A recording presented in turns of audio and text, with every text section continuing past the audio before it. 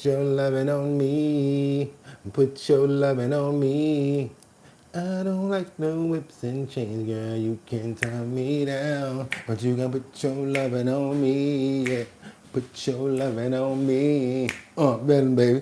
Hey, y'all, how y'all doing? It's your boy Boogotti NYC. Like I always said, you could have went anywhere. Fact of the matter that you came here to chill with me today, this April Fool's Day. I appreciate you. Sad thing is, we're not going to be able to do the show today. Have to step out. Something happened, so I'm going to have to tell you guys, see you later. So yeah, just wanted to come on and tell you guys that we're not doing the show today, and we'll be right back, hopefully tomorrow, all right? You guys have a good day, and I'll see you hopefully tomorrow, okay? April Fools.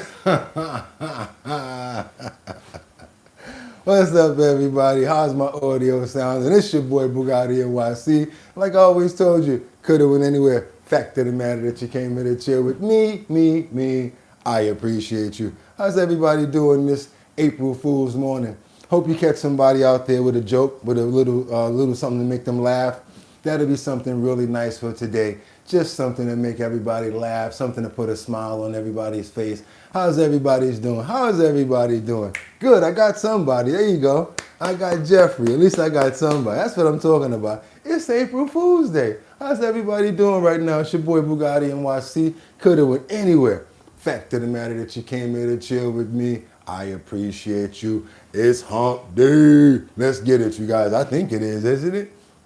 Let's see what day it is. That's right. It's hump day. It's hump day. All right, you guys, before we run too long, let's get those prayers in the air because we got enough people here to do just that. And yes, it is April Fool's Day. April the 1st, and it's the 1st of the month. Y'all already know what that means. Cha-ching!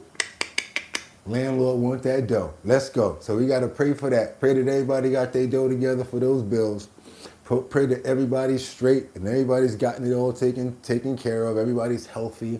Want to pray for every single person in the chat. Want to pray for your family as well as your animals. Want to pray for love, happiness, and connections, and actually just real understanding right now, because that's what the world really needs. Good health. Prayers for our family as well as our animals. That's right, Mark Dorfman. We're praying for you, praying for liberty and justice as well. I see Jeffrey Spilker up in the building. Definitely got to pray for Jeffrey and Sam Champion. Also, I see Deborah Jarvis 4339. Good morning, Deborah. How you doing this morning? Miss Swanza. How you doing down there in B-More? B-More, how y'all doing? Stand up, Baltimore. Baltimore's in the building. We also got, I said my brother Sam Champion already. Give a shout out to my brother and a prayer up in the air for Casey Ramos. Can't forget about Luigi. Also want to give a big shout out to, who's that?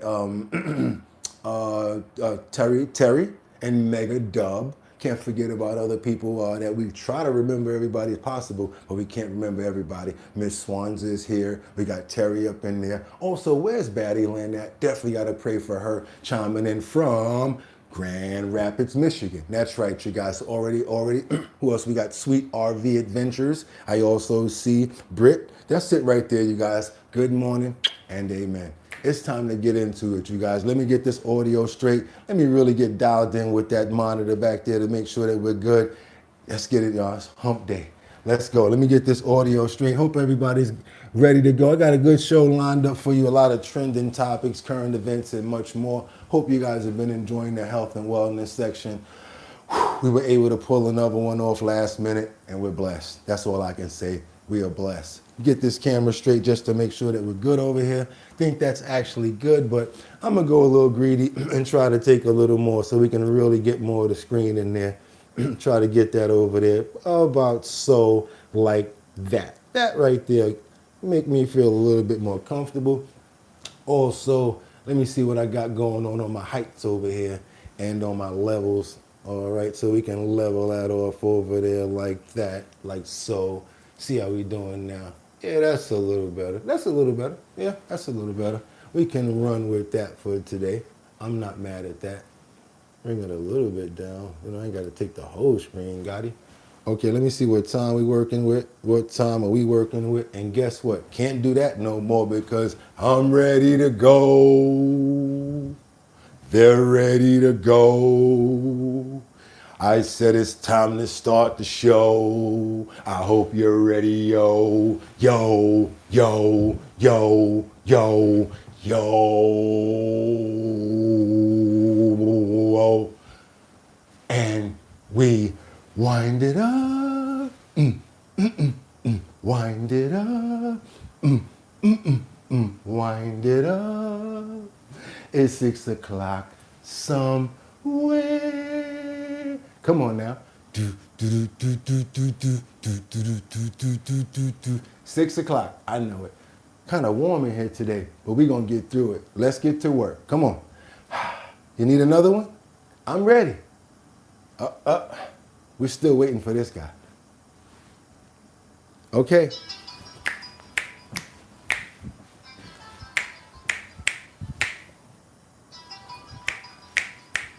Okay. Ole. And we got to open up those pores. Not so cold outside now. We gotta open up those pores. Right about now, please. It's hot out there. Need to take the jacket off. We gotta open up those pores. We gotta open up those. Been around the world. Been around the world. I don't know where. I don't know why. But I'll find her somewhere. Somehow, I gotta let her know how much I care. I never give up looking for my baby. I said, been around the world and I can't find my baby. I don't know where, I don't know why. Why she's gone away and I don't know where she can be. My baby, but I'm gonna find her. I'm going to.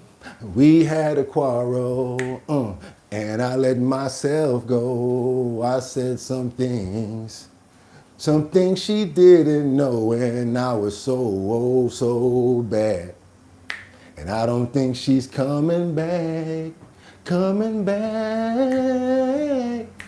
Been around the world and I don't mind my baby. I don't know and I don't know why. Why she's gone away and I don't know where she can be. My baby, but I'm gonna find her. Y'all know I ain't gonna say him, so stop playing. Pump that beat. It's Wednesday the 1st, y'all. That's right, y'all. 2026. I'm your host, Boogotti NYC, and this is our bottom line, where we be talking about this and that and chat and this and this and that. And we be talking about this and that and chat and this and this and that. Just got me lit. Been around the world and I can't find my baby. I don't know when, I don't know why. Why he's gone away and I don't know where she can be. My baby, but I'm gonna find her. I found her already in Our Bottom Line every morning at 6 o'clock right here on YouTube. The best friends, best family, and the best co-host. Give yourselves a round of applause. It's Our Bottom Line. Time to get into it, you guys. Trending topics, current events, and much more. So without any further ado, I got 5 on it. I'm gonna stack 5 videos at a time. All I need you guys to do is stay on topic, stay on point. Let me know where you're chiming in from, what city, what state, what time it is. Yes, I really do go do research. And ever since you guys started sending me videos and helping out, it's been more interesting. And I've been seeing videos and stuff that I've been missing. So you guys, please keep that going. That's right, we a community over here, and that's right, I use the videos. I actually sit there like, wow, I see why they like my stuff, because I love the videos that they send in. So guess what? Like I said, let me know where you're chiming in from, what state, what city, what region, and guess what? We're gonna get into it, because we're not playing this morning. We got a lot to get through. We got trending topics, current events, and a lot more. And guess what we're gonna say right now? Let's get into these titles. Let's go. What do we have right here on our thumbnail this morning? We have Trump with a whole lot going on in the background. Helicopters, Maduro's up there angry. Jeffrey Epstein surprised. Got Hillary over there trying to serve some pizza. What we got over here? We got, why isn't Iran on board with ending the WAR? Don't want to get messed up that early, so I'm going to just put it like that. Why? I don't know. But they're booming their neighbors over there, booming their neighbors over there, and trying to do as much as they can. So I guess it's not exactly over the way the president says it is. Let's keep on moving forward, you guys, because we also got New York City aide to Kathy Jokel Hochul is under a federal investigation for bribery. Jordan Dowdy, thank you so much for the $5 super chat. He said, I got 5 on it. But you heard what I said, right? Everybody thank Jordan, but let me run that down again. We got a situation here in New York. I said New York City aide to Kathy Hochul is under federal investigation for bribery. That's going to be interesting. Last but not least, what else do we have? We got the former Jeffrey Epstein correctional officer who says he did not end his own life. She does not believe it. She was in the facility during the time. She's no longer a correctional officer. Guess what? We got work to get into.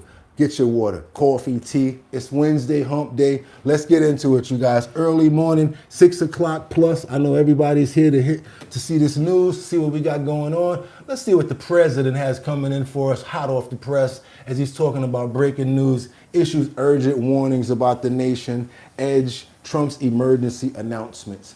Let's get into it, you guys. Let's go. Good morning. It's Wednesday. Come on, let's go. And if you did that, we'd get voter ID. You'd have no mail-in voting, all things that make our elections dishonest. And you'd get a lot of other things having not even to do with voting. But Republicans should knock out the filibuster, and we should approve a lot of things. You wouldn't have January 30th looming because, you know, you have the 30th of January looming. You know that, right? And if we knocked out the filibuster, it would be just a simple approval. But you have some Republicans, they're unable to explain why. You know, if you ask them why, they're unable to explain it. They cannot win the debate. But they should knock out the filibuster. And frankly, they should get rid of the blue slips too, yeah. Mr. President, the Democrats won Miami, where you won the election 1 year ago. Do you think it's because of the Hispanic media like Telemundo that are publishing fake news about the ICE operations? How do you plan to win back those votes for midterms? Yeah, well, I won that whole election. And, you know, it's interesting. When I'm not running, we don't do as well. And I'm going to try and get that changed for the midterms. But we did have a big win in Tennessee, as you know. Matt Van Epps had a big win in Tennessee against a very strong candidate, attractive candidate, who a lot of people thought would do very well. And Matt won by a lot. And I won Tennessee by a real lot. You know, we had a great election. We won every single swing state. We won the popular vote. We won everything. And there's a thing that they have now, districts, which is a big deal. I think in a way it's the most important stat from the standpoint of, you know, looking at numbers accurately. So out of thousands of districts, I won 2,750 versus 525. Think of that, 2,750 versus 525. It was great. That's why the map, when you see a map of the election, it's all red, other than two little narrow lines on the other side. Please. Okay, yeah, not only that, but in this same interview, like right after, he had sat down and took a couple more questions. One reporter got a little bit, let's say, fresh, and he had to shut it down a little bit and regain the room. Let's keep on moving forward. You guys double tap that screen to get those likes. Does Iran have to make a deal for the U.S. to end its operation in Iran? And have you spoken directly? Iran doesn't have to make a deal, no. Yeah, I've spoken to a lot of people. It's a new regime. They are much more accessible. They are right, you know, they said, we have a present for you, Mr. President, out of respect. And they said, wait a minute, you want me to answer the question? You're a fresh person. You know, we've had a lot of problems with you, haven't we? No, they don't. You asked me a question. No, they don't have to make a deal with me. When we feel that they are, for a long period of time, put into the Stone Ages, and they won't be able to come up with a nuclear weapon, then we'll leave. Whether we have a deal or not, it's irrelevant. Now, it's possible that we'll have a deal because they want to make a deal. They want to make a deal more than I want to make a deal. But in a fairly short period of time, we'll be finished. They will not be able to do a nuclear weapon for years. And when they are ready, maybe in a long time from now, able to do a nuclear weapon, you'll have a president that will be like me and that he will go there and he'll knock the hell out of them again because they cannot have a nuclear weapon. They are very radicalized people. They're very sick leaderships. And I will say, though, that the leadership we're dealing with now, with the new regime, because we have a new regime, and the new regime is much better than the past. Yeah. All right, we're gonna see how better they are right now, because they probably ain't doing nothing at y'all, but they are booming everybody next to them. Trump already says he gave them an ultimatum and told Europe, you know what, since you guys didn't come to the forefront and help out when we asked you, you know what you gotta do now? You want oil? Go down to the Straits of Hormuz and get it yourself. Whoa, yeah, he told them straight up and down. He said, go get it yourself since you didn't get down with us. That's kind of strong right there. Strong words coming from the press. Keep on moving forward, you guys. Double tap that screen. We're going to get some information about the Straits of Hormuz. First, we go to Trey Yingst. He is live in Israel with the very latest. Trey, good morning.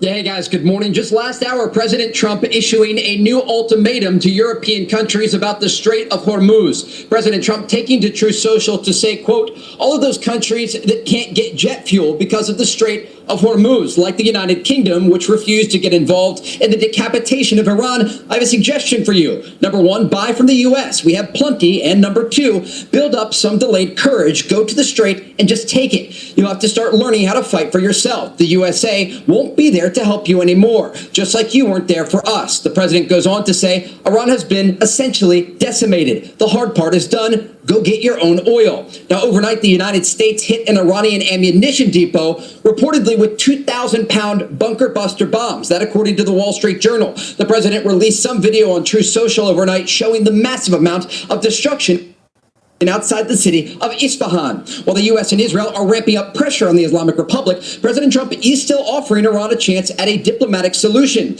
Iran has continued its ballistic missile attacks against Israel with 2 waves targeting central Israel last night and another 2 cluster munition strikes this morning against Tel Aviv. This is why I can't believe when they say stuff like they're ready to stop, they're ready to end it, because it's kind of similar to what you see going on when it comes down to Vladimir Putin and when it comes down to Russia. Like Vladimir would always say, yeah, we're ready to end it. And the next thing you know, what happens again? Boom, boom, boom. They may not be able to target all the way where we are, but they're definitely targeting all of the people around them. So it's not over. Just got to keep on letting you guys know. It's really not over. Check it out. We're going to get a little further into that boom, boom, booming that they were talking about and see exactly what the details are. Overnight, the U.S. and Iran trading attacks. President Trump posting an image to Truth Social with no description of what appears to be a U.S. strike in the city of Isfahan. Video circulating online showing the massive explosion lighting up the night sky. The Wall Street Journal reporting the Iranian military installation was struck with 2,000-pound bunker buster bombs. And this is the oil tanker hit by an Iranian drone strike Monday, fire breaking out on the vessel docked in a UAE port. A reminder the Strait of Hormuz remains effectively closed. Iran also sending a wave of missiles over Israel, a day after this strike on this oil refinery in the country's north. A fireball erupting from the site, and now with the prolonged war hitting the global economy, pressure is mounting on the Trump administration as American service members become targets. These new images show a U.S. radar jet destroyed by an Iranian attack. Pieces of that U.S. Air Force E-3 Sentry scattered among debris at the Prince Sultan Air Base in Saudi Arabia. That attack injuring 15 American soldiers, with 5 in serious condition. As the administration sends thousands of troops into the region, President Trump is sending mixed messages on the war's future, saying negotiations to end it are going well, but warning that the U.S. will be blowing up and completely obliterating Iranian energy infrastructure and drinking water plants if Iran doesn't reopen the critical Strait of Hormuz soon. Sad part about that is the people that you're striking against aren't going to be the only ones that's hurt if that actually happens. So yeah, it's going to be the regular citizens, the children, and the families. So hopefully they don't do anything that has to do with the electrical or the water, because that could create famine. It could really be bad for the Iranians. want to pray for them like we always do. Both sides, whoever the children are, the families, the women, people that are not involved, but they always seem to get involved in the worst ways, losing their lives and family members in tragedy. So yes, those are the people that we always pray for here on Our Bottom Line, and we pray that this thing comes to an end, period. Amen. Still going on, you guys. It's still going on. This next video was very important to me. I gotta just really want to go into it because these senators kind of go loco over the pow shot. Yeah, they're saying that there's a lot of clots. You know, you guys got to read between the lines because this is a very sensitive topic right here. But there was a surge like never before, and the Moderna V is the reason why. And there's a lot of lies that are now coming out, and the Senate is bringing these things out. The number of people who lost their lives due to these jabs, it's ridiculous. And I think this is something that we need to pay attention to because a lot of my friends, I feel, probably came to their demise because of the jab. It brought on other underlying symptoms and it really heightened them. And then once their immune systems broke down, it's pretty bad for them. So yeah, let's get into this right here. I'm gonna try to do my best on this because this is this is like the most important video to me today, even though we got a lot coming down the pike. Just want to try to see if I can catch as much as the information as possible because this video is so long, but I really wanted to make sure that I tried to get as much as possible. This is what I said it was. I'm going to let them go into it. I can't really say too much because of the words. Maybe I can say blood clots surge like never before. And the McCullough exposes the Moderna COVID vaccine lies at a Senate hearing. Let's just say it. Let's go for it. I had to cue it up as much as I could because I wanted to get to the meat of everything and what was really going on here. Hospitalized, emergency room, or urgent care, and on average, they sought medical care 2 to 3 times each. All of this data is publicly available now. Muscles that run to every part of our body and every organ explained his symptoms and those of thousands more since. I have treated approximately 4,000 patients suffering from long COVID and vaccine injury or both. Many were young and previously healthy. For those with vaccine injury, trust in public institutions has been shattered. Many were coerced under the August 2021 federal mandates, despite legitimate hesitations due to prior infection or personal health risks. They do is 2 things to not get sued, just like you do with drugs. 1, make it as safe as technologically possible, and 2, disclose the risks. Then you can't sue for design defect claims, and you can't sue for failure to warn. Why don't they just lift the immunity, let them make it as safe as they can, and disclose the risk? Even drugs given to small populations can exist and make a profit because they do those 2 things. And why, after 40 years of childhood vaccines, can they not lift the immunity for a lot of them? Why? You got to ask yourself that question because they don't either want to make them safer, because for whatever reason, or they don't want to disclose the real risks. Okay, Mr. I gotta. Okay, I 3 quick more. No, I gotta move. I got it. Okay. Governor Green. Okay, thank you for having me, Senator. A couple of things. I feel strongly about this. I feel strongly that vaccines save lives. I also acknowledge people who have different beliefs. I will say that a lot was said about being civil and kind to people who have disputed positions. Just so you know, one of the gentlemen who is on the panel today had their organization send out a hit piece on me back in my own home state. It was a very unusual thing as I came to testify in good faith, talking about my response, but also talking about things that have nothing to do with COVID, talking about how I am as a governor. So there is an ugliness out there that we all are going to have to navigate, and I want to acknowledge that. I will tell you that I oversaw a public health mission which resulted in a 90% vaccination rate, which is quite extraordinary for this circumstance. And for our state, which was a closed system, we did very well.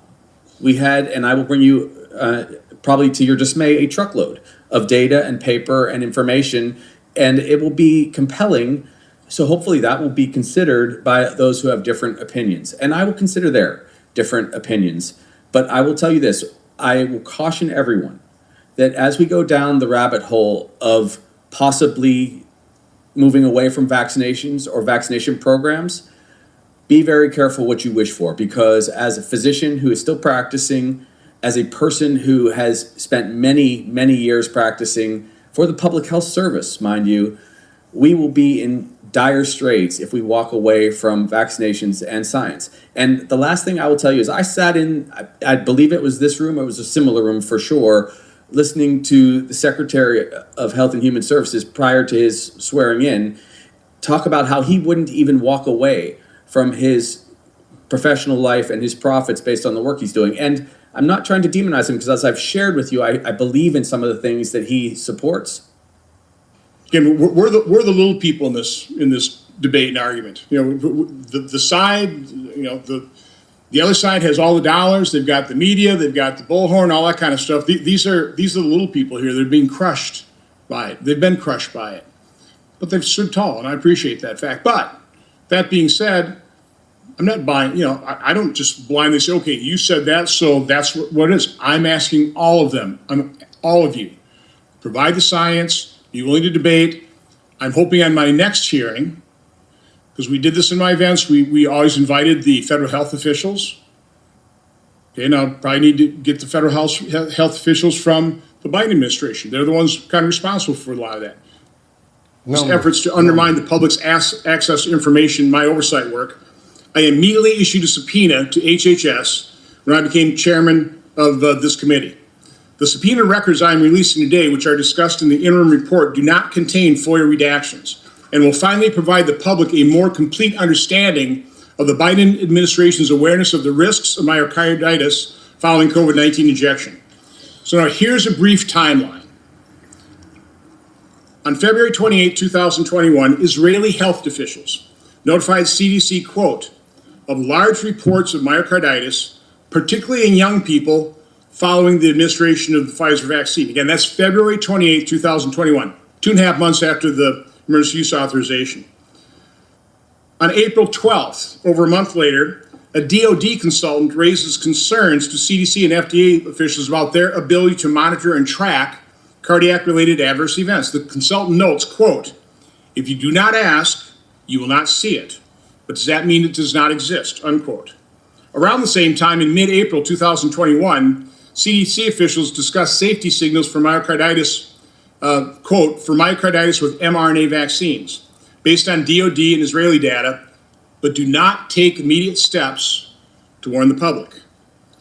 By the end of April 2021, just 4 months into the COVID injection, VAERS was already reporting 2,926 deaths worldwide within 30 days of injection, with 46% of those deaths occurring on days 0, 1, or 2 following injection. Now, I have the first chart I ever did on this, which I presented in our event in Milwaukee with the COVID injection injured. That chart, a couple months later, is showing, I think, 30-some%. I can't see it from that far away, but... You see those numbers right there? Just after getting that jab. Basically, it weakens your immune system, and many people were subjected to losing their lives, basically, was what they're basically trying to say. And now they've got many different people on panel where they're talking to them about different ones of those, which I can't say. So the people that took it and probably had heightened certain things. I had a friend of mine who actually took it. She got an heart attack. Another one of my friends took it, and some of his stuff went up a little bit. Like, he got a heightened situations going on. He probably lost a lot of people due to the vaccinations in a way that they couldn't take it on. This is a very important conversation that they're having right here. This is on the Economic Times. I tried my best to try to move around and see if we can get the best content, but this was a live video. Still trying to wait for it to settle so I can see where we can go along with it. But you guys see what the meats and the bones are. What are we talking about here? It's about basically what the brought on, and basically how many people actually lost their lives. They go through numbers, and they have a lot of witness accounts and a lot of real facts when it comes down to this topic. It's a very sensitive topic for us. I can't say certain words. Just wanted to try to bring you guys something on top of it. I'm gonna try to tighten it up a little bit, see if I can get some more onto it. But you know what we gotta do, you guys, because we stayed there long enough. We gotta go. We gotta keep on moving forward, because we got the Supreme Court now who's about to hear arguments on the Trump's subpoena to end birthright citizenship. That's supposed to be today. Let's keep on moving forward, you guys. Let's go. Let's bring in MS Now senior legal reporter Lisa Rubin. And Cody Wofsy, the deputy director of the ACLU Immigrants' Rights Project, he argued against the birthright citizenship order before a district court last year. Thank you both. Lisa, first, break down what's at stake in this case. Well, Anna, what's at stake is the future of the president's February 2025 executive order, which would prohibit birthright citizenship to babies born after a particular date in February of 2025 if one or both of their parents are not documented immigrants with a permanent right to remain. It's a little bit different in the executive order depending on whether we're talking about the father or the mother. But beyond that group of babies, again, babies born after February of 2025, what's really at stake here is the question of who counts as a citizen in America, and when does this administration have the right to interrogate when somebody belongs in this country?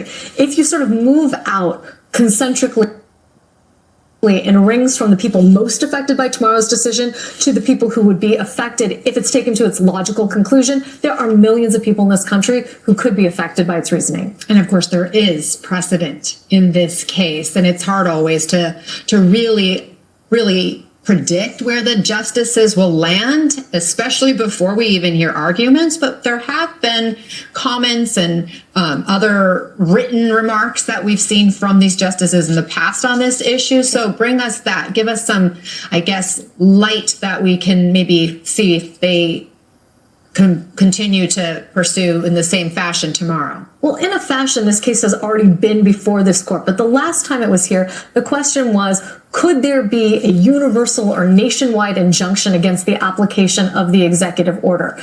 Although the Supreme Court did not decide the merits of the birthright citizenship executive order, during oral arguments, certain of the justices did make comments. Justice Sotomayor, for example, telling the Solicitor General of the United States that as far as she's concerned, the birthright citizenship order violates not one, not two, not three, but 4 United States Supreme Court precedents. If other justices on the court agree with her that this is open and shut, particularly under the court's 1898 Wong Kim Ark case, then this will be a loser of the day for the administration. And I think they're going to lose this case. I don't think Trump's going to win this birthright citizen case. They tried to bring it in many different ways. That Wong Jong case, I already looked that one up. That one didn't work. So I don't think it's going to happen. And sadly, that's a bad thing. I'm going to go right there. Because a lot of people come here just to have their children, just to say that they had their children here. Some people get pregnant and try to come across the border. They were doing it. I saw the videos.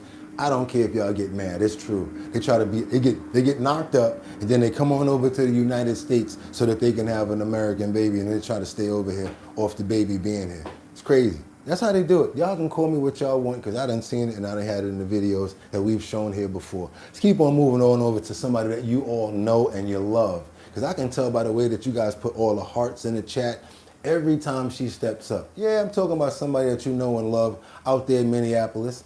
Ilhan Omar. She says we all know why we're being targeted and why Minnesota is being targeted for fraud. She says it's Trump, and the way she says it, it seems as if she's trying to justify nonsense. She actually says the fraud that we have here is nothing in comparison to the other states.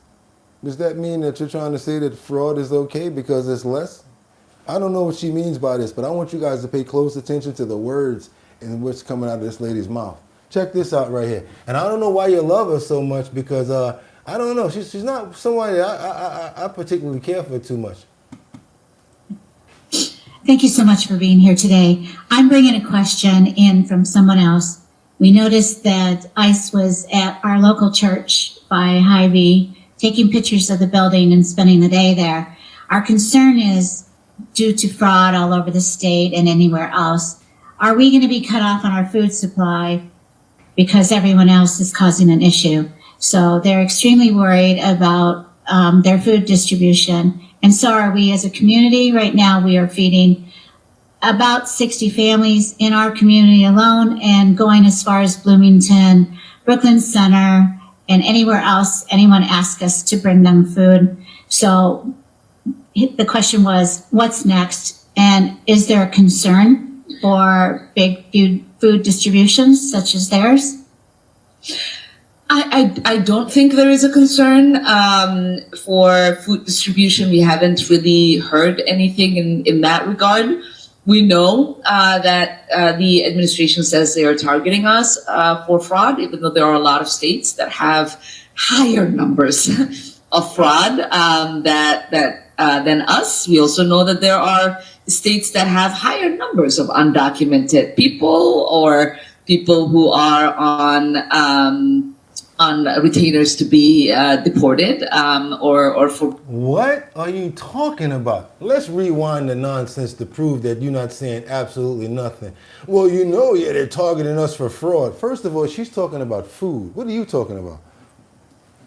Higher numbers of fraud than us. We also know that there are states that have higher numbers of undocumented people or people who are on retainers to be deported or for removal. And so we all know why we were being targeted. It has nothing to do with any of the reasons that the president and this administration has given. It's because we didn't vote for him 3 times. So she's saying that Minnesota right now is being targeted because of the administration because they did not vote for Trump 3 times. But in all jokes aside, I would say every time they have tried to go after us in holding government funds, we have successfully been able to have the courts release those funds for us. Yeah, that's how you've been able to get the money for the fraud for so long, having over $700 million in briefcases and suitcases go through the airports. Had somebody here the other day say, how the hell can you take all that money through the airport, $700 million, when I can't even take 10,000? That's why they got, you know what I realized, right? That's why they put that little metal strip in the money.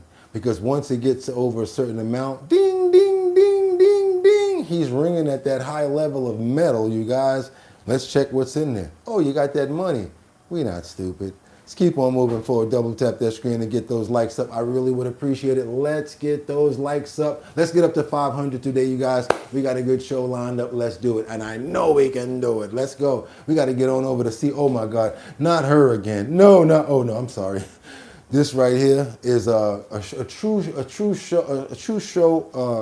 showmanship of commitment and dedication to the job. A lot of people would have quit or found a way to not, go back to work. Not this 60-year-old bus driver in Seattle. He was hit by a metal bar. It came through the window of his vehicle, the bus, while he was driving. He was able to pull the bus over, and guess what? 5 months later, he's back to work. Let's go, you guys, let's go. And this is a true show of a miracle right here, because anything could have happened. It could have came through a different way, and it could have been an ailment situation. Didn't say the whole word. Let's go. Try to pay attention, and this is the bus driver right here, and you got the guys in the back. Right now, he is transporting a girls' basketball team. What's left of them, he's dropping them all off. So there's only a couple of them left in the back behind these 2 guys who are the coaches. This is the bus driver right here. Let's get into it, you guys. Check this out. Pay attention to the bus driver's right side.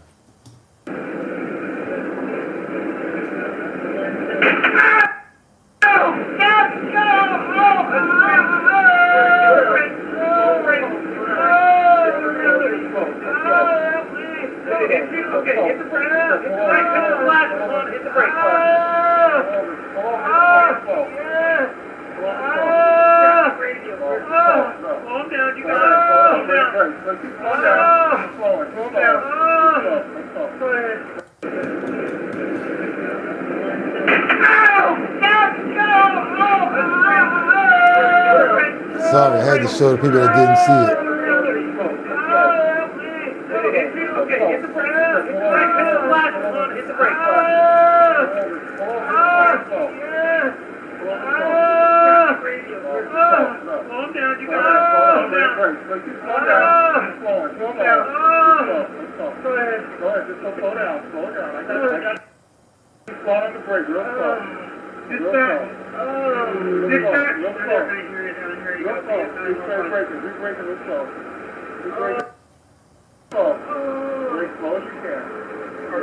The cars will stop. Don't worry about the cars. Brake as slow as you can. Just brake slow. Brake slow.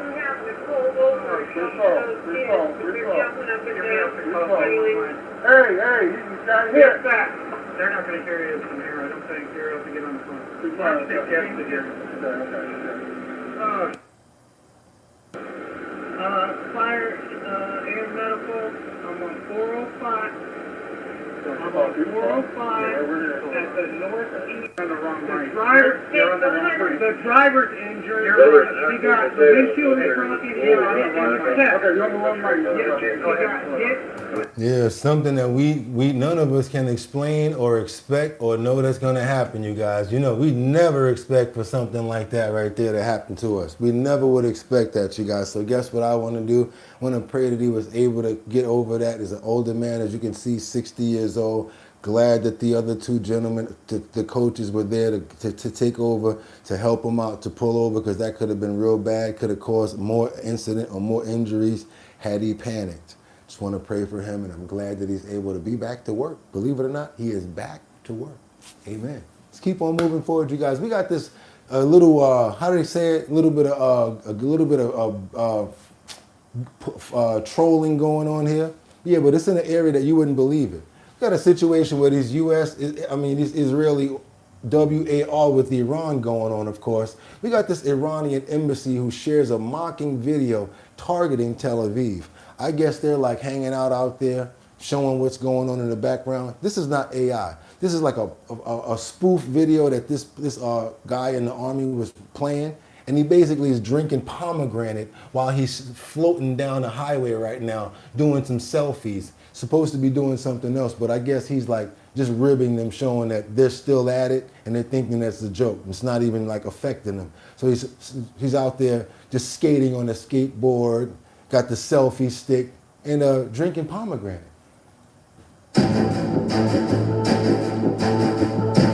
The Iranian embassy shares a provocative video mocking Israel amid an ongoing WAR. You see the background, what's going on over there. He's just chilling, like trying to be funny, trolling on some 50-cent stuff.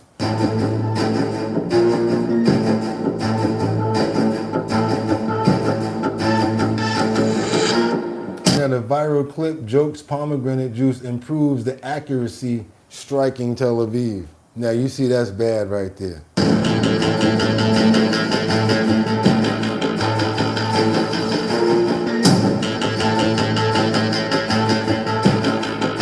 The embassy post sparks outrage online during an escalating Israel-Iran conflict. I don't see this thing being over. They got comedy, they're doing commercials now.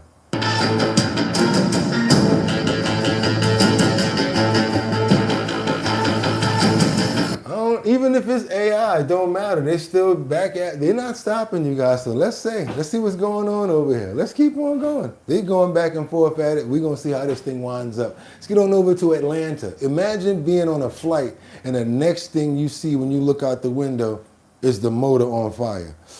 Woo, that's almost crazier than that Twilight Zone episode where that man looked out the window and he saw that monster out there and the monster was ripping a wing apart. He's like, look, don't you guys see him? And nobody saw him but him. You guys know what I'm talking about. Thank you so much, Lynn Sanford, for the $5 super chat. Let's keep on moving forward, you guys. Yes, let's see what's going on with this. This is why I'm probably going to hold back right now on taking flights, you guys. And everybody, show Lynn some love for the $5 super chat. Let's go. We begin tonight with those terrifying moments on board a Delta flight. Flames seen shooting from the engine. The flight had just taken off for Atlanta from Sao Paulo. Flames bursting from the engine. The tower alerting the pilots just after takeoff. Passengers can be heard panicking in the cabin. The plane then spent another 10 minutes in the air preparing for an emergency landing. ABC's Trevor Ault leading us off tonight. This is the terrifying moment passengers on board a Delta flight bound for Atlanta watch the left engine burst into flames. Dramatic video shows sparks flying as the Airbus with 286 people on board was taking off from Sao Paulo, Brazil and gaining altitude. The airline is calling a mechanical issue, sending loud boom through the cabin. In this video, parts of that engine seen as it moves off screen, falling near the runway, igniting a brush fire. This is an engine that's disintegrating internally, and what you see coming out the back, those sparks are actual pieces of the engine as it falls apart. Panic erupting on board. You can hear several people screaming, the pilots leveling off their ascent at 4,500 feet, immediately transitioning to an emergency landing and staying in the air for roughly 10 minutes. Tonight, Delta is apologizing to their customers, saying the safety of their passengers and crew is their highest priority. And also tonight, trouble on a separate flight to Atlanta. Keep your hands up! Keep your hands down! Authorities say an unruly passenger allegedly made a bomb threat as a Frontier Airlines jet from Columbus, Ohio was Our follow-up from yesterday, remember that Frontier? taxiing to the gate. But he's in his seat, he's already threatening to kill the lady that's sitting next to him, and So you see what he was doing, right? I can't even read this, you guys. I'm not even supposed to say it, but he's in this seat. He's already threatened to KI the lady that's sitting next to him. he's saying that he has a bomb on board. And he's saying that he got a BOM on board. Flyers on board terrified. Jessica Kinder was just a few rows away. The flight attendant started saying, heads down, hands up, heads down, hands up. The plane parking in a remote location as the FBI soon swarmed the plane. Hey, and David, as for that engine fire on the flight out of Brazil, Delta says this was not caused by a bird strike. They are investigating what happened. Brazilian authorities are as well. No, that's the plane malfunctioning right there. That's not a bird strike right there. That is not a bird strike. You can tell because the motor blew up and set on fire, then it fell out. Some malfunction went on right there. They need to, you know the bad part about it? They have a Delta flight go this way, and then they have it go this way, go this way. How many people are really checking the motors and all parts of the plane before they, because all I really realize is I've sat there before and I've seen planes come in, they go in there and clean them up a little bit, go on again. Do they really check the mechanics of all of these vehicles, all of these planes? You gotta really check the mechanics because those airplanes go through a lot more than a regular car. They actually have to take off and be in the air. So they really need to be able to like scan these things and make sure that everything is intact. That could have been the motor getting loose and just boom, came out of there. Because they ain't gonna just do that for no reason. Let's double tap that screen to get those likes up. And please, if you have not subscribed to the channel, what are you waiting for? Also, hit that notification bell down there so that you know when we're on 6 o'clock every single day. And do me a favor, if you want, you can go ahead and become a member. It's only a whole $2.99. Let's keep on moving over to New York. And if I can make it there, I'll make it. Bum, bum. Anywhere, it's up to you. New York, New York. Especially if you're gonna steal from the place that you work for. Yeah, come on to the front of the stage because this one here is a real doozy here. Now, she's not stealing the way that Kathy's doing it, but she found a whole different way. That's right. We got a council member, one of Governor Kathy Hochul's under investigation for federal bribery. Let's see what's going on with this one, you guys. You see, now you got these two sisters here. One of them was working there first. She went and got her other sister. So now both of them were working for Kathy Hochul. And I guess they said, you know what? It's a free-for-all. Money, money, money, money. See what we can steal.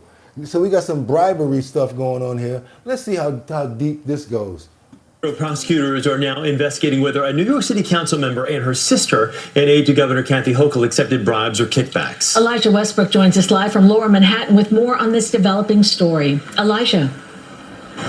Well, as you mentioned, Cindy and Chris, this is a developing story with potential political fallout involving two sisters with major roles in New York government. So here's what we know this hour. We have learned that federal prosecutors are investigating New York City Council member Farrah Lewis and her sister Debbie Lewis.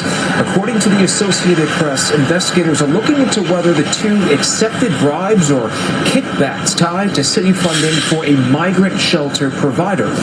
Oh, it took allegedly took some money for a migrant center. They took some kickbacks. Okay, what else did you do? Because if you did that, you might have did more. Debbie Lewis serves as Governor Hochul's assistant secretary for New York City Intergovernmental Affairs. The source Sources tell CBS News New York she was placed on leave just last week after the governor learned of the investigation. Well, the probe is connected to a Brooklyn-based company that began receiving contracts during the migrant crisis in 2022 and has since been awarded more than a dozen contracts totaling over $200 million. Well, investigators are now working to determine whether any benefits were exchanged for influence in securing that funding. Now, in response to the investigation into Councilmember Farrah Lewis, a spokesperson said, quote, "The council takes any potential misconduct extremely seriously. New Yorkers deserve confidence in their government. It is essential that the federal investigation proceed fairly and expeditiously to bring this matter to a resolution," end quote. And to be clear here, no charges have been filed at this point, and a search warrant does not mean that charges will be filed, but of course, we will keep you posted. You want to get rich? Get into the government. That's all. Find a way to take some kickbacks, do a couple of, you know what I'm saying, shiesty moves, make some moves like Nancy Pelosi, stay behind the scenes and get rich. Do the Ilhan Omar move. Have absolutely no money, come on in, make some deals, and next thing you know, start funneling dough, and now you've got over $34 million in the kitty. Must be nice. Must be nice. That's why they laughing at us. Like, ah, you the suckers. You guys are going to go to work. Nah, we don't want to do that. You see how they posing over there? She got the big diamond ring on. You know what I'm saying? She over there just chilling. Then the other one over there got the, there she is. Yeah, she got the long weaver thing on. Yeah, she's on pause right now. But she don't even got to worry about it. You know why? They probably got so much money from those kickbacks, they don't even need those positions right now. That was just a front. Double tap that screen and get those likes up. Look how they getting their money, you guys. And you and me, we got to work hard to get ours. Let's get on over to this report where a former Epstein prison warden says he didn't KILL himself. Didn't really get too much information out of this. This is one that's been featured and sent in from one of you guys. I actually thought the information was interesting. I said, I'm going to lead off with this. Let's see what they got for us. They might be interested. Might have something good for us over here. What do you personally think happened to Jeffrey Epstein? Well, I will tell you what I told your counterpart in 2019. I've never thought that he had the moral fortitude to do time. If you want to believe in the conspiracy theories, the best one that I could come up with at the time, and it somewhat makes sense, but I don't like to believe these kind of thoughts. Someone got a message to him through his attorney, because his attorney would be about the only person that was going to see him at the time, and said, you either take care of this, knowing what that meant, and make this problem go away, or people that you care about are going to get hurt. He was afraid of the ramifications. He was afraid of prison time. He was going to do all of his time in solitary confinement, and there would be no $200 haircuts, and there wouldn't be anything but that orange jumpsuit. And that was not the lifestyle he had led nor chose to lead. That is my 2 cents worth. What do you personally think? Okay, that's what Steven wanted us to see, you guys. It's interesting. I mean, she did work there, and I don't know if it's speculation, but thank you for sending that in, Steven. We're going to keep on moving forward. Now let's get over to one of Jeffrey Epstein's survivors who drops a bombshell on what she saw, the inner workings and what Epstein really was up to. This video is pretty long. I wish we could watch the whole thing because it gives you an idea of what this guy's mindset was. I'm talking about he was saying stuff that you guys wouldn't believe because we human beings and our sentiment for Christians, we're thinking, let's try to make a heaven on earth so everyone can be peaceful and respected. We don't try to do any things in a negative manner, right? You know, if we got to take care of ourselves, we got to do what we got to do. You know what I'm talking about. But what some people set out to do is just dark and it's monstrous, and they see no limits in what the pain that it can cause. This is something similar to what this witness and this victim is bringing up as a Jeffrey Epstein account from what she had to deal with. Now, this person even said it. He knew that he couldn't get me with $200. He had to try to find another way. And he was very smart about it. He's talking about Jeffrey Epstein here. I want you guys to see what's going on here. I want to start this off by saying I had to again cue this up because this is another long video right here. This is the Epstein survivor who drops bombshells on what she saw when it comes down to Jeffrey Epstein. This is a TMZ interview. They've got about 509 subscribers. I want you guys to see a couple of areas that we queued up on because it's very interesting. Her name is Rena O, and she wants to share her first accounts of experiences and shed light on what she endured. Let's keep on moving forward, y'all. Specifically the one of the mother and child and all these angelic figures surrounding, celebrating the birth of a son, you know, to the mother. It's not the Virgin Mary because like I hate using like ideology. It was just, I just call it adoration of the mother and child. But he particularly liked that piece. And there's... Now she's an artist. She made different things, different paintings and different pieces. So Jeffrey Epstein played to that, acted as if he was going to give her a scholarship, said that he was going to take care of her. How did she find out about the place? Through one of her other friends. And just so you guys know we're going to have a person in here saying, yeah, but she took the money. Yeah, but she did this. Yeah. How many people are innocent and how many people are like the way you're saying? Let's just go there with it. How many people are like that? How many people actually are victims? Because everybody can't be all bad. Let's go. There's a reason why later on he asked me to have his baby. Really? It seems like there is a huge contrast between when you're walking into a study and you're first meeting him, he takes an interest in your art, and then down the line, you enter this period where he's asking you to have his baby. What happened in between those two events to where he was slowly coercing you into doing things that you perhaps didn't want to? He pushed my boundaries every time I saw him. You know, he gave me books to read and he immediately began brainwashing me, you know, and he knew with me the whole like massage thing, like give me a massage for $200 thing would not have worked. I would have walked out of there. He used a different method to manipulate me. He knew that wouldn't have worked on me, so he used art, but I still ended up in that room. And things still happened to me against my will in that room. And there were a lot of other people who I just at this point call them co-conspirators who abused me along with him. He wasn't the only one in that room. Like a lot of strangers would just show up.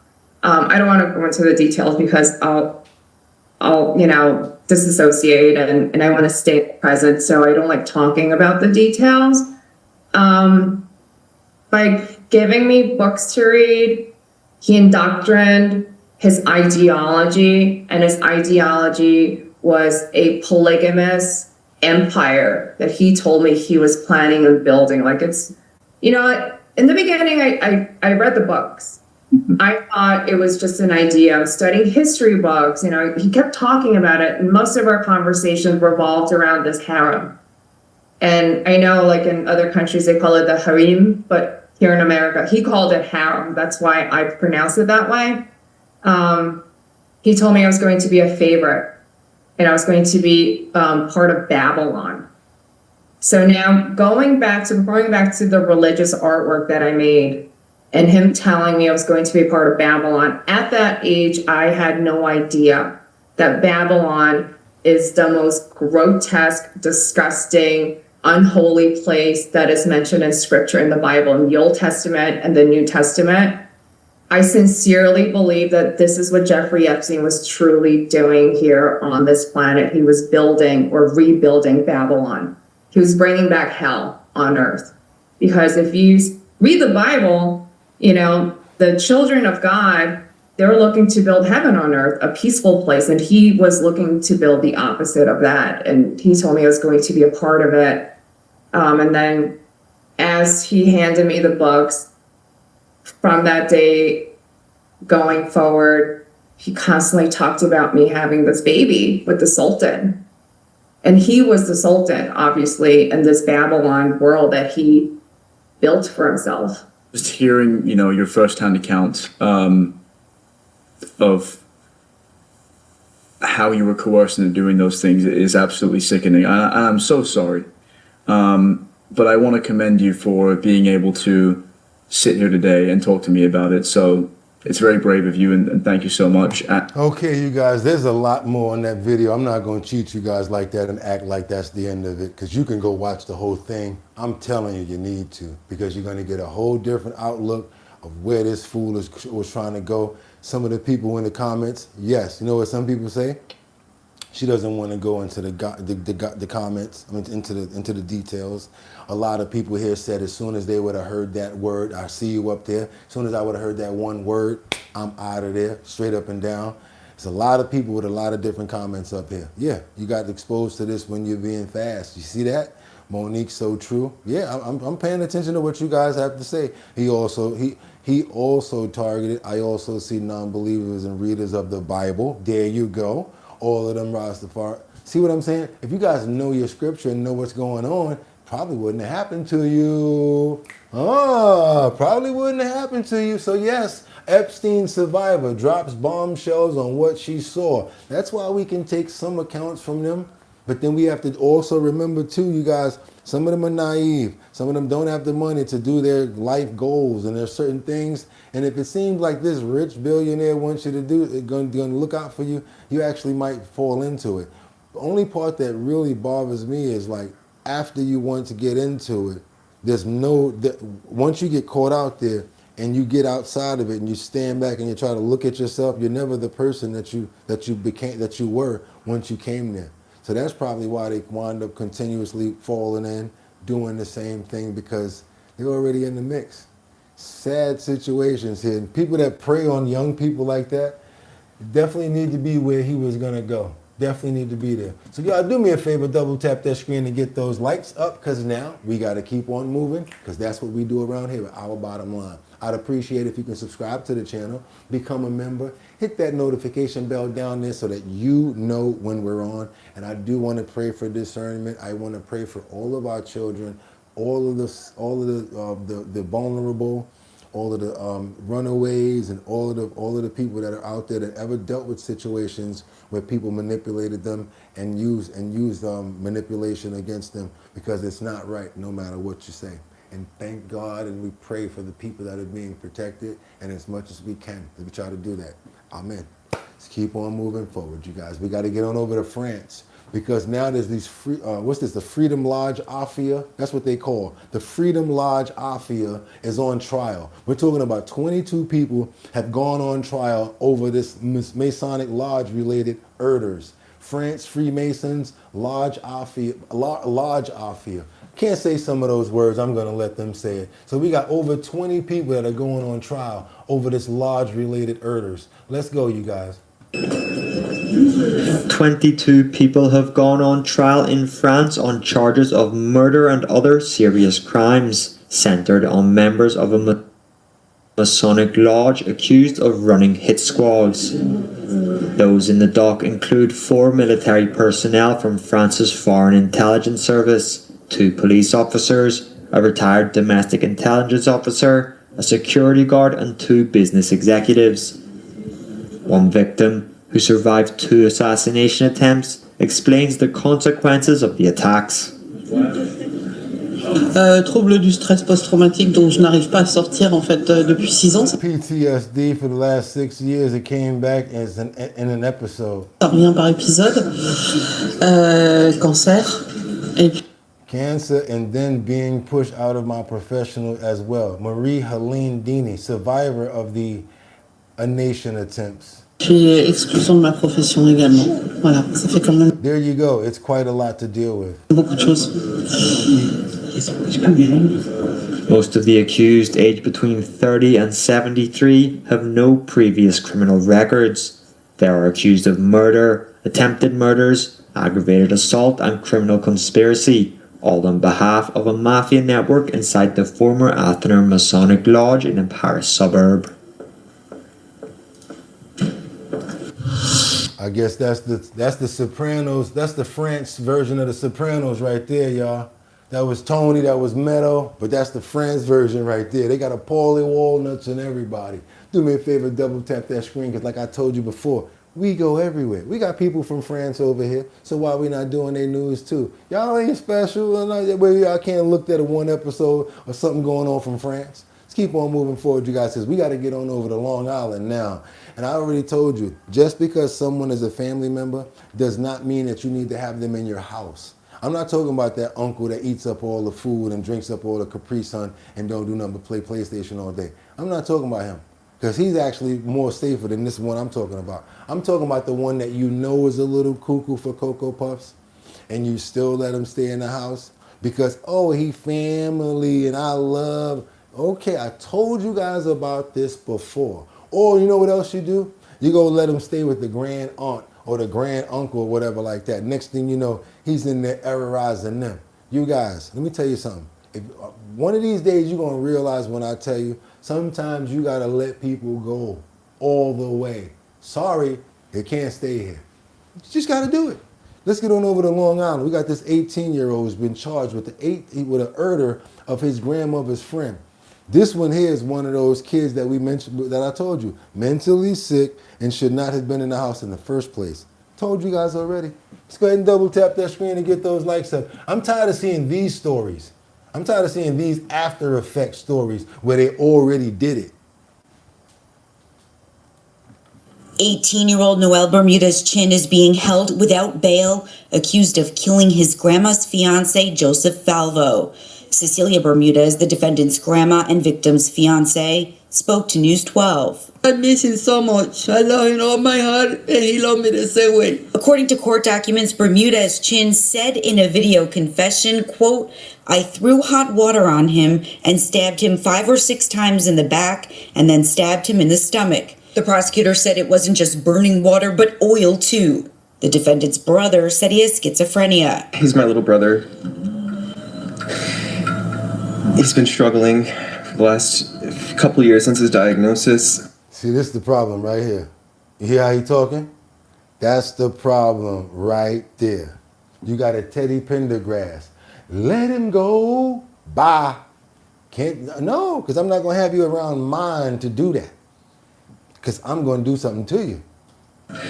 Unmedicated by his own choice, but I just really want him to get the help that he needs. Authorities said the stabbing happened in the living room of a trailer on Catherine Street in East Northport, just after 3:30 in the morning on Sunday. News 12 learned that the house had burned down in December, and that's why Cecilia and Joe were living in the trailer. The defendant had been staying with them. I saw him bleeding.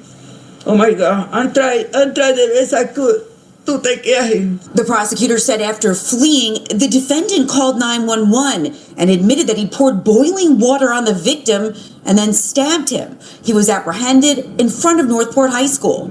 Bermudez Chin's attorney, Pete Mayer. I don't want anybody to rush to judgment here because my client is presumed innocent. The prosecutor said Bermudez Chin expressed little remorse and said, quote, it is what it is.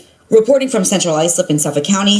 Okay, it is what it is. Okay, so let's give him the full charge, and can we bring back in something like bzzz or ra-ta-ta-ta-ta while you're standing there and go like this, huh? Can we bring that in? He did say it is what it is, and his grandmother's suffering over there. You see what I'm trying to tell you guys? Oh no, but Boogotti, you're so mean. Why are you saying that? Yeah, okay. Yeah, why are you doing that? Because the old man that ain't do nothing but let him stay in the house thinking he was going to be okay because he looked like a little kid or whatever like that, and that's your grandson, I'm going to let him stay here, it's going to be okay. Next thing you know what he did? They're not remembering the oil that was in the water, and they call that 190. And they do that on purpose when they've been in jail before. You put hot water inside with the oil so that when the person, when they do that, this comes off. So that was some sort of an orchard effect that he was trying to do right there. I don't know if the old man had probably told him to do something or clean something up or whatever the case may be, because he ain't even say they had an argument. And then he said, it is what it is. So y'all, keep on letting people stay over. We know he's he's touched a little bit in the head, whatever. When these stories keep on popping up, don't say I didn't tell you. Just keep on moving forward, y'all. Let's double tap that screen. Yeah, exactly. He knew what was wrong, and he wouldn't have ran. Just don't bring it back to, okay, what else you got? Yes, wow, evil. Just not what a person do. Let's keep on moving forward, you guys. We got another situation right here. I don't know what she's doing, but I'm so glad that she's being brought up on charges. I'm so tired of people trying to lie on men and say that they did something and they didn't do it. I'm so happy that finally somebody's going to court for this situation. Let's get on over to Pennsylvania, where this lady was working in a restaurant. She's being charged with falsely reporting a R word at the restaurant. Hopefully, she gets locked up and they don't let her out for a while. Watch your head so that when she's going down like this and she's looking around, see that little chihuahua, oh my God, I wish I was even that chihuahua right there. Yeah, I wish it was a dog at that point. Then you're looking at all the people outside because you know you're going to be going down for a while. I don't know how much time she's going to get for this, but I think she definitely needs to go to jail because a man could never recover from an accusation like this, even if he never did it. Let's get it on, you guys, going over to Pennsylvania to see what's going on with this stunted up right here at El Rancho. A Dauphin County woman who accused employees of a local restaurant of sexually assaulting her is the one who is now facing charges. CBS 21 obtaining court documents saying she's accused of making a false report. It's 6 o'clock. I'm Andrew Klein. Maxine Rose is live in Swatara Township with the latest. So Maxine, what are you hearing from the El Rancho restaurant at this point? There's certainly a lot to unpack here, Andrew. Today, El Rancho is open, so I went inside to see if anyone would be able to respond to these documents filed today, but no one was immediately available to talk with us. Swatara Township Police stating in these documents that the alleged February 8th assault of Priscilla Guzman did not happen. The criminal affidavit states detectives were not able to find any evidence on surveillance cameras that the 4 people accused had sexually assaulted Guzman during the specific time period. Police say when they showed the accuser's surveillance footage from that night, she then claimed she, quote, did not remember making statements that several people sexually assaulted her. Police say she provided inconsistent and unsupported stories, and that witness statements from employees did not support her claims either. This new charge coming just days after the restaurant released a statement and then deleted it. Employees inside tell me the owners were advised by their lawyer to take it down. As to why they put that statement up, employees say it was because the owners have been actively speaking with police ahead of today's filing. Employees also tell me they have never felt unsafe working with anyone at El Rancho, but that ultimately, quote, they're just here to work. Questions still remain unanswered, such as, what do we know about the bite marks Guzman said she received during the alleged assault? Was there ever a rape kit that was completed? If so, how did that play a role in the investigation, if at all? What motive could Guzman have for allegedly falsifying the report?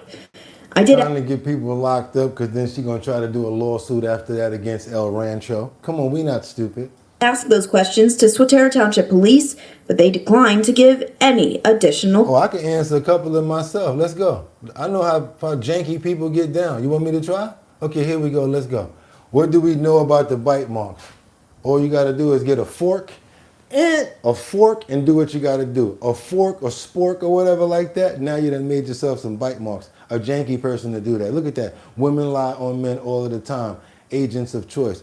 Look, what else we got here? Was there an R kit? There should have been an R kit before he even went out there looking for somebody. What else you got? What motive could Guzman have for falsifying a report? Yeah, we need to look and see if she got a record as well. And I'm not talking about going after the victim in this situation. I'm just saying when it's this shaky and so much stuff is going against what she's saying, it's time to do some investigating. Especially when you got videotape that's contradicting everything that she said, y'all. Let's go.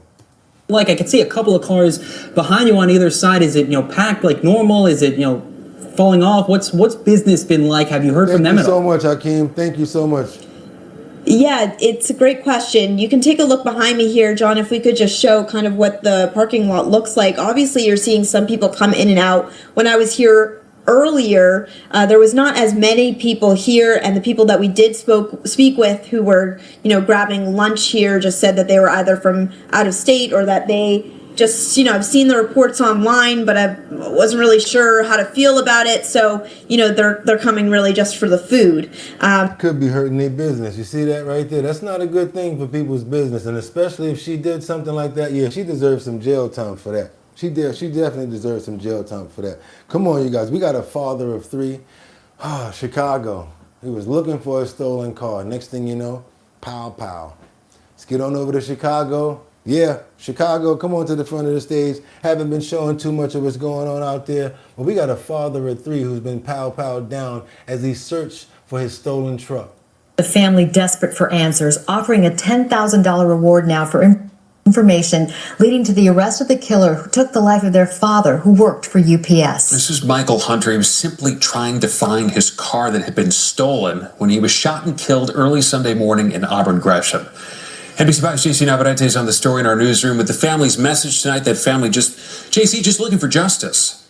Yeah, and you heard it off the top of the show. Just the grief in this family's voice. Good evening. It was a peaceful show of force today by friends and loved ones. And as one Chicago family stands together now to search for Michael Hunter's killer, they're asking witnesses to come forward and do the right thing. They took my son. My driving partner. Words are not enough to console one Chicago family. 36-year-old Michael Hunter was found dead from a gunshot wound to the head early Sunday morning. His body found along the 8000 block of Hermitage Avenue in the Auburn Gresham neighborhood, an irreplaceable void left in his family's heart forever. Michael meant everything to me. Michael was my heart, my soul. He was the provider, the protector of my household. My son is fatherless. He was there for me. He was the father figure that I never got to enjoy. The pain, too much for Michael's father. Wearing his son's UPS jacket, breaking down in tears. What led up to the violence is still not clear. What we do know is Hunter was looking for a stolen truck, asking potential witnesses if they'd seen anything when he was killed. He had just returned from a week on the road with his father and looking forward to spring break with his children when his life was cut short. I don't accept this. I will not allow this to continue to happen. Michael's death will not be in vain. This is going to be my life's mission. Michael had been driving for UPS for 3 years. His employer speaking out about the tragedy, saying, "We're saddened by the tragic incident this weekend involving our driver. Our thoughts are with his family, loved ones, and friends." And now, a $10,000 reward for information is being offered. The family telling us it's up to everyone to do the right thing and turn the killer in. We can no longer continue to perpetuate this cycle of where we are silent while our brothers die to senseless gun violence.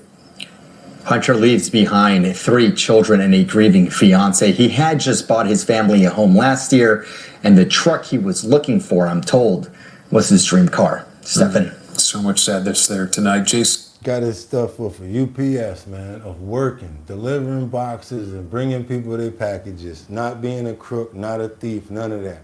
The man was working, taking care of his family. He was looking for his truck and he lost his life. I want to pray for him. I want to pray for his family. I want to pray for strength for his father. Just can't accept what's going on right now. And I understand why, because it doesn't make sense. Did not deserve the fate that he got. And I really hope that they find the people that did this to them so they can get some closure to what's going on out there. And you guys, I already told you, summer's not even here yet, and they've already started.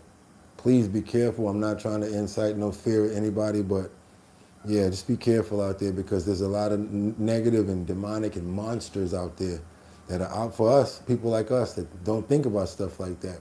This man was a hard-working UPS driver with 3 children. He had a wife that loved him and a father that loved him, and many other people too. Even on the route, I can imagine how many people are going to miss him. I want to pray for him and his family, for strength, for love, and get down to the bottom of this situation. Amen. Let's keep on moving forward, you guys. It's crazy. Got to keep it going now, because more is happening in Philadelphia.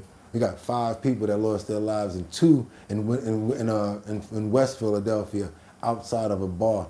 It's been a lot of stuff going on this week, and yes, sadly, this is the stories that's going on because they're leading in these different areas. So, yeah. Now at 11, the big story in Action News is breaking news. Gunfire erupted outside of a Philadelphia bar, killing 2 people and injuring at least 3 others. It's not even fully summertime yet, and they acting up all over. Chopper 6 was over the scene at 60th and Delancey Streets in West Philadelphia just after 9 tonight as police combed the area for evidence. Action News reporter Caroline Goggin is live at the scene with the breaking details. Caroline. Red crime scene investigators just arrived on the scene here in West Philadelphia at 60th and Delancey Streets, placing these evidence markers on the ground right here. This shooting, again, 5 people shot earlier tonight right near the 318 bar here in West Philadelphia. 2 of those victims were killed. We do want to show you some video from this scene from earlier this evening. Police tell us that all 5 of the victims were men. They say 2 were rushed to the hospital by police officers, and those 2 men were pronounced dead at the hospital. As for those other 3 victims, they were also transported to area hospitals here in Philadelphia, but at this time their conditions are unknown. And Alcohol, bars, late night nonsense just does not mix. Don't mix, you guys. Philadelphia, 2 gentlemen that lost their lives. Hopefully people learn from this. And like I said, you guys, I'm sorry to be the one to bring it to you. It's just now starting. I'm telling you right now, it's just starting. I'm going to try my best to divert from these type of videos and content, but at the end of the day, people are going to also say, what about that incident in Philadelphia? What about that incident over there? What about that incident? Why we're not covering that, Boogotti? So we got to cover what we can. And I want to pray for the families and everyone who lost their lives in this tragedy. Amen. That's enough. Now we're going over to Camden. It's not that bad, but it's a little bit crazy because these thieves, they just decide to break inside of a dealership and start stealing cars. Yeah, your hard-earned money, bust your butt to create a dealership or something like that. You guys got to be able to lock down your businesses much better than I'm seeing. And if somebody can just access your business by breaking a window, I think that that's something to say about your security system. If you have a company that makes a certain amount of monetary, and you have something that you have to really cover, you really want to have better security.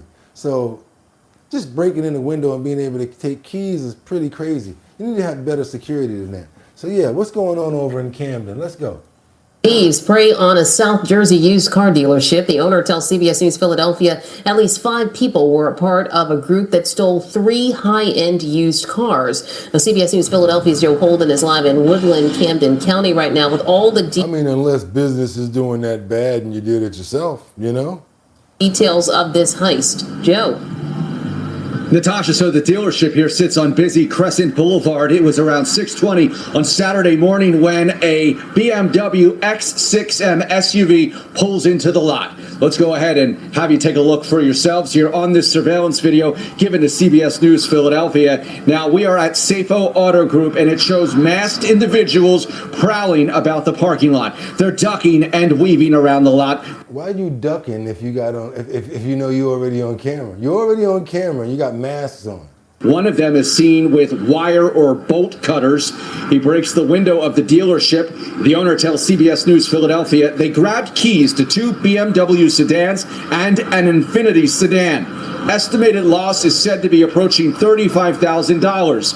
The owner said, fortunately, the titles to all of those vehicles were secured in a safe. Camden County Police confirm they are investigating. Now, you may recall no alarm, no nothing. You don't see nobody showing up. They got enough time to do all of this. Come on, man. Has recently been identified by federal and local law enforcement officials as a major center of activity with stolen cars. Tarek Safo, the owner of the dealership, said he's convinced their behavior seen on camera suggests they've done this before. There was cars passing by. They didn't even second guess it. They were out here masked, 5 individuals, and it's very devastating and sad because we don't have theft insurance, so that loss is just absorbed out of pocket. Now, aside from 3 cars, Safo said the thieves also stole tools and a large screen TV. He believes they were attempting to disable his surveillance system, but were not successful. Yeah, Safo ain't so safe. I wouldn't buy nothing from Safo, y'all. I mean, I'm probably to go try to help them out or whatever like that, but Safo, I think you need to change your name. For real. How would they know where to find the keys? 5 more likes. We got the best vibes around. Show Boogotti that. Inside job. I knew that I was right. That's right. Inside job. They walking in Spanish. He doesn't seem concerned. Somebody said they walking in Spanish. Now look at that. I've never heard that in my life. Had to recite it. Do your boy a favor, double tap that screen to get those likes up. I really would appreciate it. Get some more people over here to see the show and what we got going on. We got some educational stuff coming up real soon, and you already know we got to get on into our health and wellness section very soon. Let's get on over to Nevada. You ready, y'all? This is how you do it. This is how you do it. We're in Nevada. You know, you got these people out here, the Karens, the Kens. They want to go out there and be activists. You've seen them before. They get on the highway. They try to stop traffic. They out there like, no, we're shutting this down. No more beef hot dogs. You never know what the beef is about. Meanwhile, you trying to get to work and they shutting down the highway. Don't you wish that you can just hit the gas? And I know we're not supposed to. But guess what? In Nevada, this is how we do it. The police ram straight through this activist. They're called climate activists. They tried to blockade the highway on Nevada. This ram was not going for it. Bust through their whole setup. Like, yeah, I'm gonna need you to clean all this. I'm gonna need you to clear all this up over here. He came through with authority. Now, as you can see, they're blocking the road so people can't get around them, correct? Watch what this guy does.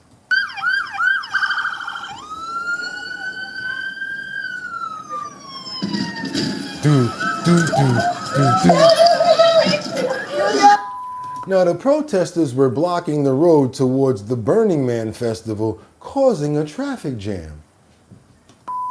Did anyone get that? Yeah.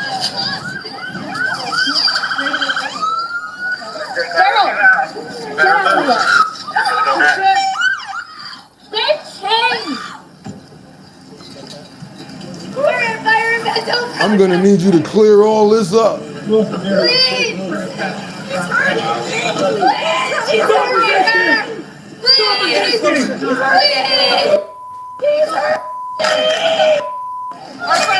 We're gonna call this an oldie but goodie. One woman is seen screaming as officers hold her against the tarmac while being handcuffed. She was just standing here. What the? He's hurting me! He's hurting me. This is how I think. See, sometimes you got to go back into the past to see what you need to be doing in the future. I always show you guys, sometimes you got to look at what they used to do. Get these people to stop doing what they're doing. That's why they say, man, the days of Eddie Murphy Raw, the days of certain things like will never be again. Could you imagine him come out and saying some of the stuff that he said back then? He said, Mr. T, come on over here and up the butt. You remember that right there from Delirious? We'll never get to hear comedy like that ever again. And you'll never be able to revisit certain times. But yes, sometimes we can reflect. Let's get back on over to this topic. Let's get on over here to LA. We got a situation with a stolen U-Haul. And I always try to do some stuff like this before we get into the heaviness because it gets kind of crazy. We got a stolen U-Haul and it ends up in a bad crash. Someone loses their lives, you guys. I don't have to go to Iran to report loss of life. That's the sad part. We got enough of it going on over here in our own country. Do me a favor, let's double tap that screen and get those likes up. If you have not already subscribed to the channel, we're trying to get up to 80,000 subscribers, and we're almost there. Go ahead and subscribe to the channel. Hit that notification bell down there so that you know when we're on. Let's go, y'all. Let's get it. Marla, this usually quiet beach town rocked by this tragedy that left one person dead, 3 family members critically injured after this U-Haul crashed into them. It's now on the tow truck as investigators are still here cleaning up this horrific mess. A family heartbroken, watching tragedy unfold before their eyes. A loved one gone, another receiving CPR. Chaos, agony, trauma at this crash site in San Clemente as investigators comb through evidence. Wreckage scattered across closed Ola Vista and Granada. This immediate aftermath captured by Stephen Allison, who was taking his son to school. With firefighting experience, he jumps in to console the family in shock. She was saying, qué es lo que está pasando, what is happening, I don't understand what happened.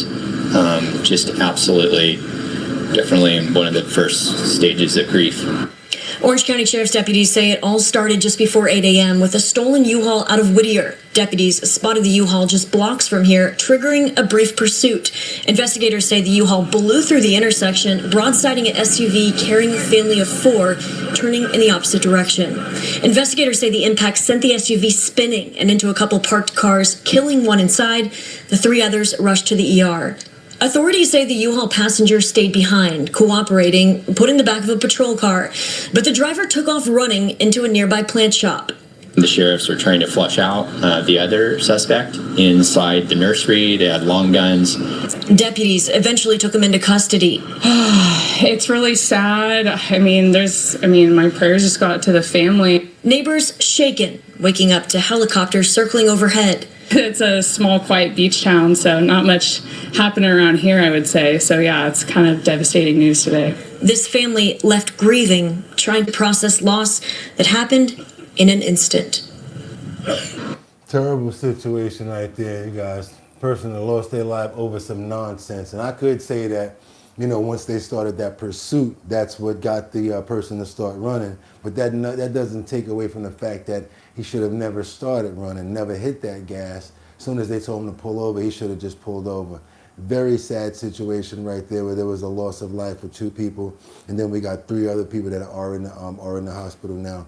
Want to pray for a full recovery and that these families can get back to what get back together and try to get through these tragedies as well together. Because we know that that's basically what they're going to need to do right now. Be together in order to have strength in numbers, because that was a tragic event right there. You guys, we pray for each and every one of the people in this event. Amen. Woo, that's enough. I'm not doing any more of those today. I'm going to skip them. If I got to make up the rest of the show myself, we're not doing them. Let's go. We got another situation over here. I need you guys to look out for thunterdunts and certain men that are out there. They might try to pull you over with cars that look like police cars. We have a couple of new reports that we've been showing here where a couple of guys are driving around with fake vehicles that look like, and they impersonating police officers. They get the dash lights that go across so that it looks like the lights that the police officers have.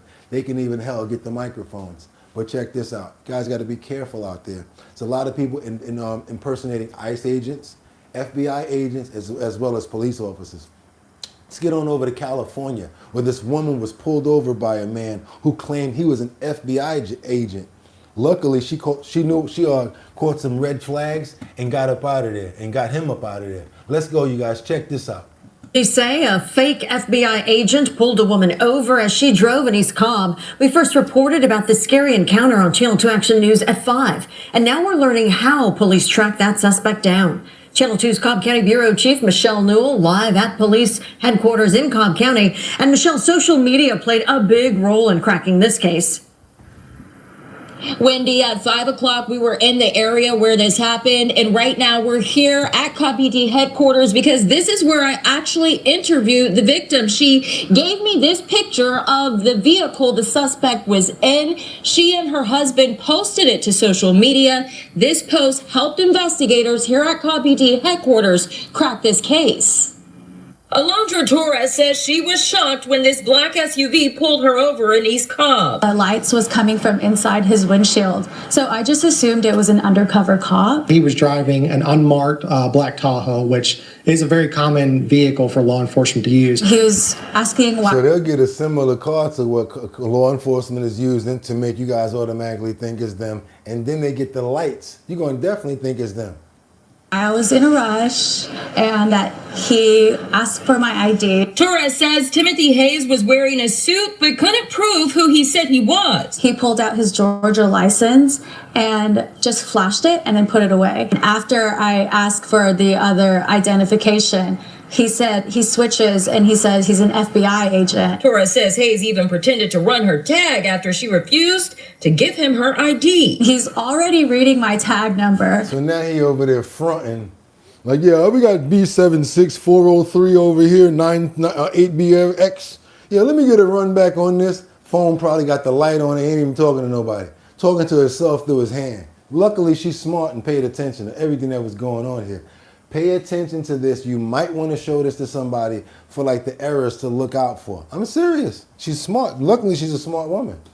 Now he's like walking back here. He's acting like he's on the phone. She says Hayes let her go and sped off after she called her husband. Their social media post about it tipped police off. With technology that we have nowadays, they were able to verify that that vehicle was in the area around the same time that this incident happened. I'm just very confused what his intentions were. Somebody said I had someone pull me over in the cemetery security and my stupid butt gave him my name. I was stressed because my son was in the back. Angels, you know, you never know what you're doing in the time of heat, but hey, at least you got out of there and it wasn't nothing bad. Best thing you can do is to call 911 and tell them what's going on and have an officer get out there as quickly as possible. Hayes turned himself in on 2 felony charges without bond. There isn't an attorney listed on his case, but police say he does own a luxury car service in Cherokee County. In fact, they say the tag on that vehicle he was in had a light limousine license plate, and they say that is another red flag that something was wrong. Live from Cobb County, Michelle Newell, Channel 2 Action News. Very frightening situation, and just reminds us all we have to be so aware all the time. Michelle, thank you. This fool had a limousine license. Man, y'all gotta pay attention to everything. That means that you have a license plate and on the bottom it says limousine. How are you with the FBI if you got a limousine? Man, if you don't get out of here, I'm about to call police right now. I'm rolling up all my windows. I bet he would have got up out of there. You guys, please use videos like this to educate your family members as well as new drivers. Let them know what's going on. That's the best that we can do, try to protect them. Let's get back on over to New York. We got a liquor store owner who faces 7 years in Yale. That's right, you guys. I'm not talking about the college. I'm talking about jail. And what did he do? I guess he kind of got fed up. And what he did do was something that you can't do in New York. You cannot defend yourself, especially not if the other person doesn't have a weapon and such. They really frown upon it. You guys probably seen the history of Bernard Goetz and many other people, even a man who was choked in the train. Yeah, even if you're harming people, there's a certain amount of things that you just can't do when it comes down to defending yourself. It's the only state that I know, only city I know where you can get in trouble if you defend yourself and you win. I'm telling you from firsthand records. Let's keep on moving forward, you guys. We got this liquor store owner faces 7 years in Yale for pow-powing I don't even think this guy was a possible real snobber, but he attacked him in a sort of a way that probably didn't merit pow-powing, but it merited probably defending themselves. And guess what? Yeah, got laid on the sidewalk, and I don't think he's here anymore. Or maybe he just, I don't even know what they said that happened to this guy. All I know is once he pow-powed him, he was laying on that sidewalk, and it wasn't a good look. So I'm gonna open this screen up right here. And again, you guys, I know you may get aggravated. You may have a business. You get tired of people trying to come in there to steal. Sucks that's what goes along with having a business, but it just does. And sometimes you take a hit, sometimes you catch the person. But I would never recommend to do this right here what happened in this story. Let's keep on moving forward. Do me a favor, double tap that screen to get those likes up. We're looking at the gentleman in the red jacket, and look at what he does.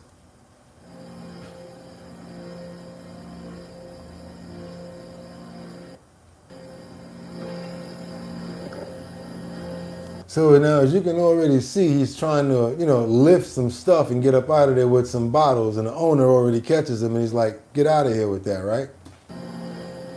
He's trying to get him out the store. Now he's got another guy with him. So they're trying to corral him, get him out the store, right? Guys are pushing back, fighting back, arguing or whatever. You notice one man goes back behind the counter, and he grabs something.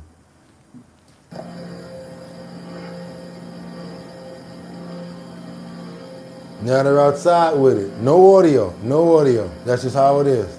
No audio. So now hopefully it would have been good if it was over right here. Little scuffle, got them out of there, right? No, it keeps going. Because now as they start beefing with the guy up there, this guy here wants to get more involved, take his backpack off and starts to incite more argument. And that's when it gets crazy.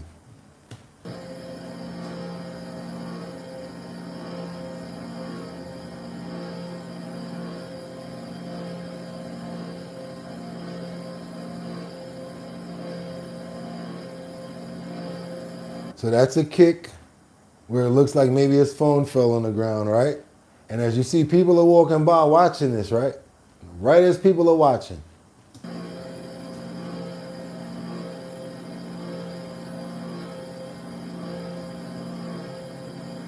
So he already got him, already hit him, already pow-powed him. And as you can see, gentleman up there, we call that a baseball shirt. Like the baseball shirts with the colors on the side with the white in the middle. He's the one that has the pow-pow. If you guys pay close attention, he's the one that's got it in his right hand. Go ahead and give you a rewind, because right before they started swinging, he had already pow-powed him. And then it seemed like he rubbed his head when he realized what he did. Because, yeah, you can defend yourself, and even when you come out as the winner, after you win, you start thinking about it. Damn, did I do that? Let's go. Right there. The guy can't get up. He's trying to get up. He's going to wind up over there by that car.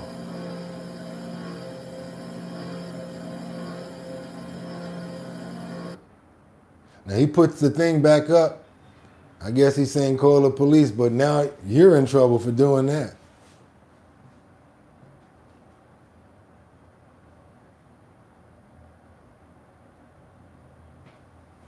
Tell you right now what they're gonna say. See that man over there? I don't know what happened. They didn't show us. I'm gonna keep on trying to get more information about it, follow up with you guys to see what landed with that case, that situation right there. But guess what, you guys? It doesn't pay off to even be the one with the pow-pow. Because now your day is not going to be the same. You're not going to be able to go through stuff on a regular accord. And it was not that serious, even though they were kicking at each other or whatever. So what? You know what you could have did?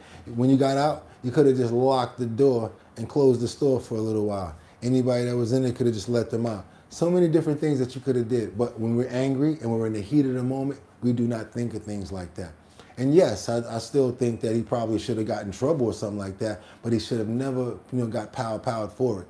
I want to just pray real quick, and I hope, since we didn't see the whole video, I hope it was just a flash, probably boom, boom. Maybe he was able to get through that, but when he kept on standing on the ground like that, it brought in some concern to me because it looked like he couldn't get up. So hopefully he got okay out of that, and he learned too, because he deserves to learn not to be like that, and his buddy also. So we're going to pray for them to get back better health and stop doing crazy stuff like this. Amen. That's how things happen constantly. And guess what? That is not going to be classified as a pow-pow under the laws of New York that we know. Because if he doesn't lose his life or if he makes it through, they're going to classify that as an assault. Because they changed the classifications in New York when it comes down to pow-powings. Let's keep on moving forward back over to Los Angeles, you guys. We got that man from yesterday who allegedly exposed himself inside of the Whole Foods. We're going to see what's going on with that, because not only did he expose himself, but he came into contact with the woman's ear with his otum. That's right, you guys. Yeah, he came into contact with this lady, and that was pretty disgusting. So let's get into it. Camera and the search for the man accused of exposing himself to a woman at a grocery store. CBS LA's Jeff Nguyen has been investigating this for us as authorities. Now, I done told you guys, we can come up with stuff now and make this stuff up and cannot be off. I would never even think that someone would do that. He's walking down the aisles with it out, walks up to her, she don't even see him, and put it on her ear. Authorities are asking for the public's help in identifying the suspect. Jeff. Rue de Juan tonight, and detectives are trying to track down a person of interest accused of indecent exposure and sexual battery inside this Whole Foods store while security cameras were recording. Take a good look at this man. Detectives from the Santa Clarita Sheriff's Station say he exposed himself to a young woman at the Whole Foods store in Valencia last Monday evening and touched himself inappropriately. Ellie Perico lives nearby and shops at the store. That is alarming, because if they're going to do that in public, in front of people, in front of cameras, you don't know what they're doing in private, in bathrooms, parks. Detectives say the victim is a customer who was kneeling down looking at items in one of the aisles. It makes me nervous because I'm a mom and I'm usually by myself, and so it's happened where I've had random guys here at Whole Foods just come up to me, so It's very unsettling. A Whole Foods spokesperson sent a statement that reads in part, "We are deeply concerned about the incident that occurred at our Valencia store on March 23. The safety and well-being of our customers is our top priority." The company says it has provided information to detectives. Ellie Perico says she's a retired law enforcement officer herself. She says even though a lot of first responders live in this community, she keeps a close eye on her kids, ages 12 and 17, when they're out of the house. We always raise them to be hyper aware, but I think especially in a community like this where people think it's so safe and you're not exposed to stuff like that, they're a little too trusting of people. Here's another look at the suspect. Investigators say he's about 6 feet tall, 220 pounds with facial hair. Perico says if you see someone behaving inappropriately, it's important to be a good witness. Follow him out, see what kind of car he's driving, try to get the last three. You don't have to go, the last three of a license plate are critical. You don't need the whole thing, just get the last three. At least for now, detectives say they have not gotten any other reports of a case similar to this one. If you happen to recognize the man in our report, the Santa Clarita Sheriff Station would like to hear from you. Reporting live in Valencia, Jeff Nguyen, CBS LA. Oh boy, Los Angeles, come on now. Y'all got to get better than that out there. Now you got dudes walking down the Whole Foods with it out. Oh man, I told you, at this point, we can make up something. You know, this is going to happen. Somebody gonna jump out the window, they gonna land on a car, and next thing you know, yeah, you know that thing that you made up came out, right? Let's double tap that screen to get those likes up. I want to pray that they find this piece of crap. I want to pray that all of the women that probably were subjected to him, hopefully if they do come up, find out more people that had something that were victimized by this piece of crap are brought up and they keep them in jail for a very long time. These people like this are very dangerous. Doesn't realize what he's doing, probably caught up in his own disturbed, monstrous, crazy mind world that he's in. To even do something like that, you have to know for a fact that you're being videotaped when you come into a public space or a supermarket. So for him to do that, it takes a real piece of crap to understand something's going on with him upstairs. Amen. Something's wrong with him. Something's definitely wrong with that fool. Inside the supermarket, that's the last place. Take it. Oh man, I can't even say the words. Let's get on over to Texas, North Dallas to be exact. We got a startup that finds a booming demand for rentable robots. That's right, humanoid robots, y'all. They renting them out. So if y'all want to have a little bodyguard walking with y'all, there's a spot in Texas. That's right, you guys. If y'all want to rent a robot, you can rent a robot. That's right. They know how to dance. They can clean up. I guess this is something that they're going to be doing all over. So guess what? If you can't afford to buy the Optimus, maybe you can rent it for a few days. How many people here, if you had a chance to rent a robot, would rent one? Let me see a thumbs up if you'd rent a robot. See what you can do with it. If not, thumbs down. It's not your style. But if you're the type of person that probably rent an Optimus just for a day, couple of $100 to see what it would do, give me a thumbs up. Maybe even take it to the prom. Or a thumbs down. Let me know what you guys think about that. Let's go. We got a couple of people interested for cleaning, yes. A couple of other people said no. And then Luigi said, Luigi, good morning. Got a couple of other people like Teddy. Teddy probably do it. Royal, no. Other people saying no. It's a mixed batch up in here. Want to look bougie? Rent a robot. There you go. Look at Jay Cricket. That's a good one right there. Walking up the block like, you got to get out of my master's way. Get out of my master's way. You know what I'm saying? Cleaning and laundry. Come on, you already used the iRobot to sweep your floor if you got that. I know I got the robot. I press the button, and it sweeps your floor already. You already using AI. Come on. A lot of people saying no. Is it recording? These Oklahomans would steal it. Somebody said these Oklahomans would steal it. Coming, the most popular guests at parties, weddings, and conventions, that's robots. They can walk, talk, and do a whole lot more. Now available, yes, to rent. Our JD Miles today visited one of the few robot rental businesses in all the nation. It's a story you'll only see right here on CBS News Texas. Robots for hire.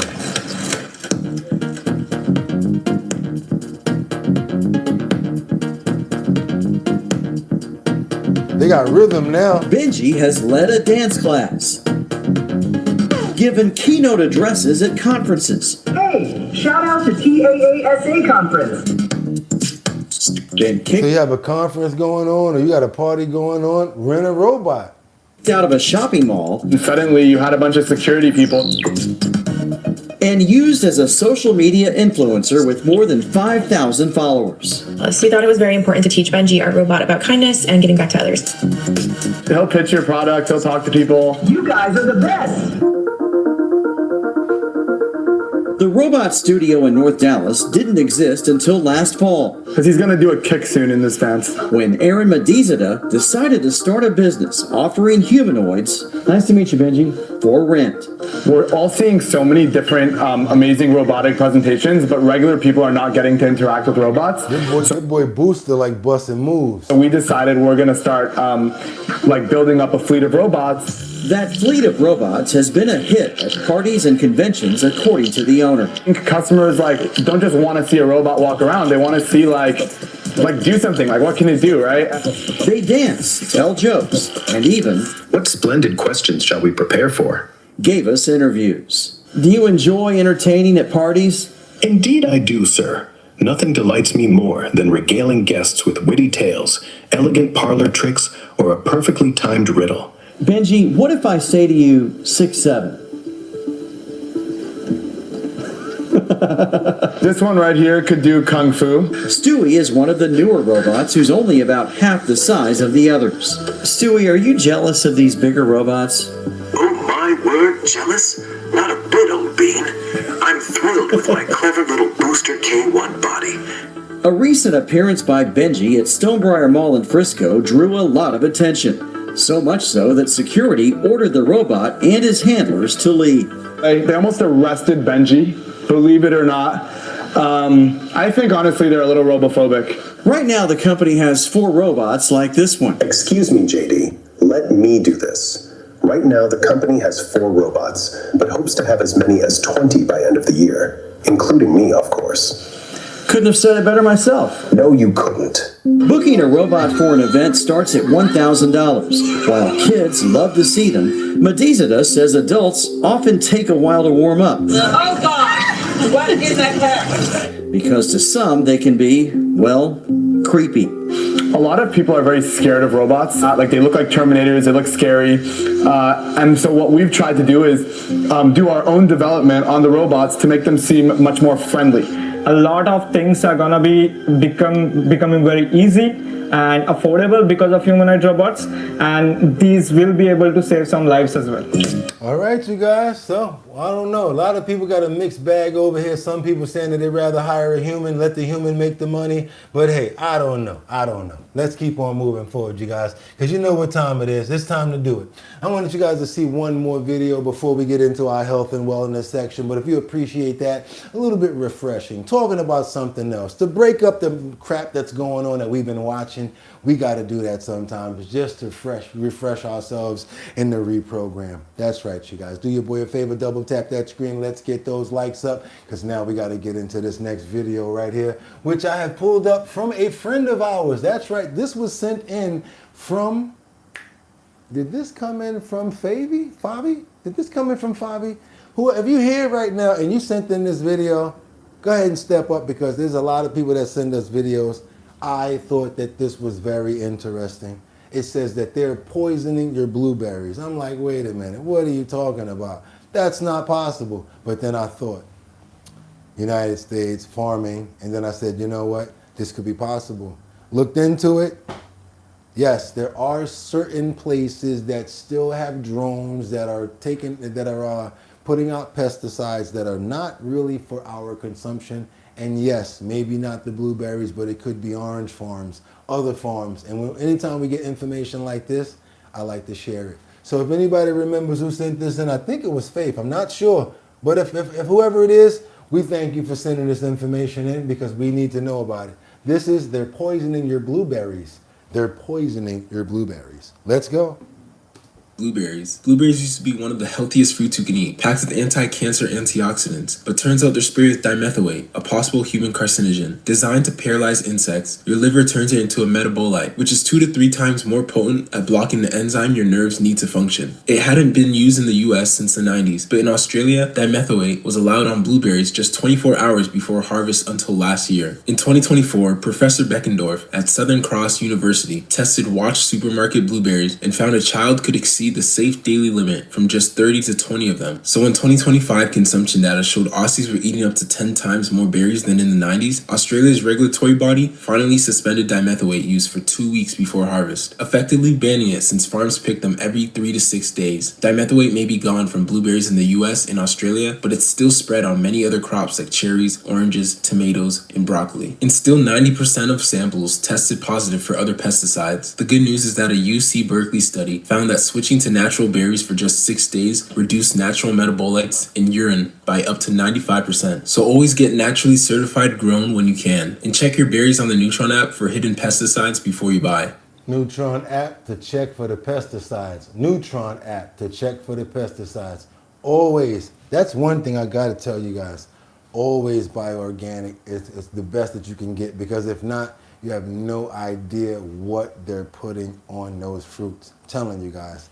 That's the sad part about it, because you and I, we always going to our foods to try to eat better. We're always trying to find better ways to be healthy, but we don't want to wind up going to a fruit or a berry that's in one of our listings that's not good, that's going to wind up being bad for us. So yes, not only are we going to try to change our diets and put in better foods like blueberries that help out for your blood, antioxidants also helps regulate inflammation. You still have to also make sure that they're organic.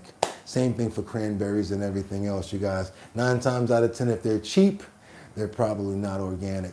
Yeah, sad to say it. You might want to go to a supermarket that actually says that it's organic. Let's keep on moving forward, you guys, because now I'm going to just go ahead and do it. It's time to get into it. This is one of the videos that I think we need to get into, because we've been talking about inflammation. We got some older people here like myself. I can't even lie anymore. Sometimes I get inflammation. Sometimes my knee bothers me. Sometimes my ankle. Yeah, sometimes it swells up, you guys. And that's because of what we're eating. We didn't know that certain foods, certain carbs, let's say enriched flours, these breads and certain things that we eat basically bring on inflammation. I didn't know, I had to learn. So guess what? We got to figure it out, and we got to work out ways to try to find foods that are better for us, that are organic. Also, if you do get a certain food, because I got some berries in there, it's taking a little while to wash this stuff off. How about that? Anybody else having the same problem? You know, washing the stuff off. We got people in the comments that's saying use baking soda. That sounds good. My back is inflamed. You guys need to deal with all sorts of inflammation. When you get older, we get inflamed easily indeed. So now you got to work out this enrichments. All of that enriched stuff, got to get out of there. Enriched breads, enriched foods, enriched. It's not enriched. That means that they took everything out in the process and they tried to put it back in. And the enrichment stuff is not good for us. It's not good for our bodies. Let's get into it, you guys. I want you guys to know that we take pride in finding these videos. We're serious about every time we do a health and wellness section. And we pray that at least one person walks away from here that learns something that's going to be beneficial to them. That's my only goal. Let's keep on moving forward, you guys. We got 10 anti-inflammatory foods. Very important. Anti-inflammatory foods for more energy and less pain and better health. That's what we're into. The doctor's name is The Doctor's Kitchen. Please subscribe. The Doctor's Kitchen. Homie got some heat. Let's go. Let's see what he dropping on us for April Fools. Don't be a fool. Pay attention.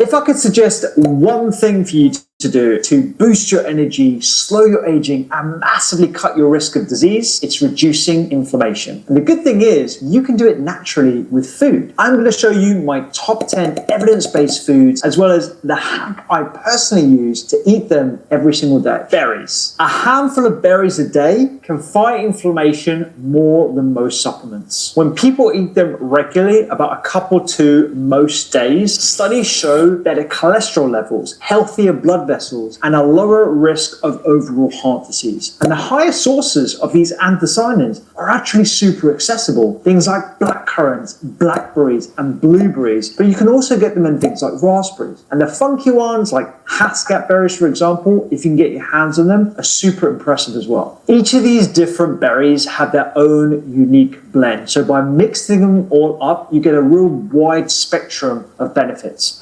So what I started doing myself, just to let you guys know, because I do get a sweet tooth sometimes. I used to be a cookie maniac, like cookies like crazy. So now what I've done, I went and got a nice big bar of hard dark chocolate, and it has squares. I went and got some cherries, some blueberries, and some raspberries. So I break a piece of the chocolate and I utilize the fruit for the sweetness instead. It's been working out phenomenal, you guys. My body feels so much better since I've been doing this section. Is crazy.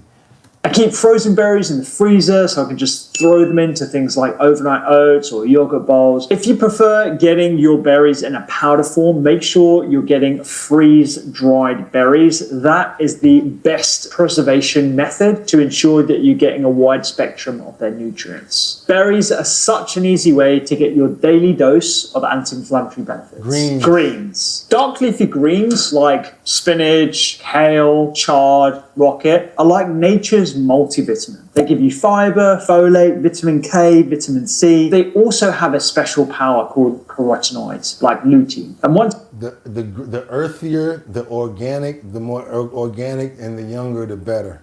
in your body, lutein sort of acts like a shield against oxidative stress, one of the main sparks of inflammation. People who eat a carotenoid-rich diet show lower levels of inflammatory signals, and just one portion a day, around 80 grams or so, was linked to a slower brain decline, equivalent to being 11 years younger. So if you're looking for longevity benefits, get you greens in. The darker the green, the richer it tends to be in the... You ever notice that? The darker the green, the richer, the more you taste the vegetation. Sometimes you eat the white part and you don't get that much of it, but once you get to that leafy, green, edgy part, you guys can taste the naturalness. And you know where the best place that tastes really good at? On a specific type of sandwich.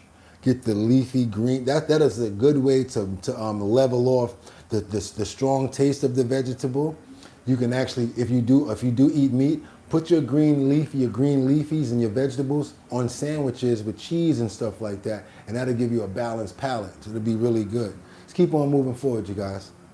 These compounds. I usually go for kale, cavalonero, spinach, or chard. And a special trick is to also rotate between cooked as well as raw greens to preserve a full spectrum of all their nutrients. This is nothing new. Every culture seems to have its own version of daily greens. I like bean sprouts. I don't know why, but ever since I started eating Chinese food, I've loved bean sprouts. I go to the restaurant, I go to the supermarket and just buy them by themselves. I like to make my own sort of rices and things, and it's just another good thing that I've added to my palate. And I tell you guys, I think that maybe you should add the bean sprouts as well because of the nutrients and all of the vitamins that they have. And it's like right at the roots, so it's giving you everything in the sprout.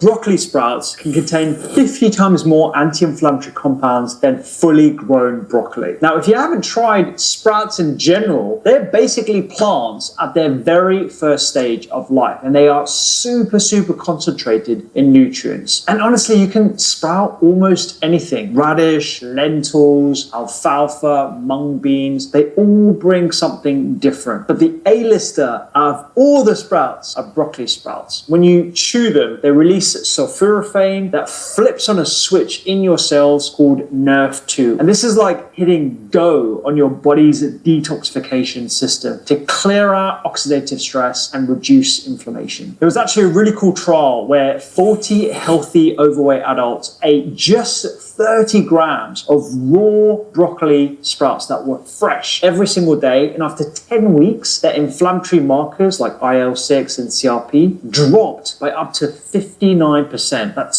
super, super impressive. And since chatting to Doug Evans, I've been trying to eat so much more. And I try and grow them as well using this very simple sprouting system. If you just soak seeds, rinse them twice a day, after about 5 days, they're ready to throw into fresh salads, pile them on top of avocado toast, or just put them through a warm grain bowl. Just I'm sorry, I had to let it keep going because I really like sprouts, y'all. Somebody in the comments is like, I love them too, y'all. Woo! Let's get on to the next category, something else that I love. I just think I got a really good palate. This is probably why I love Italian so much, and I got an Italian best friend.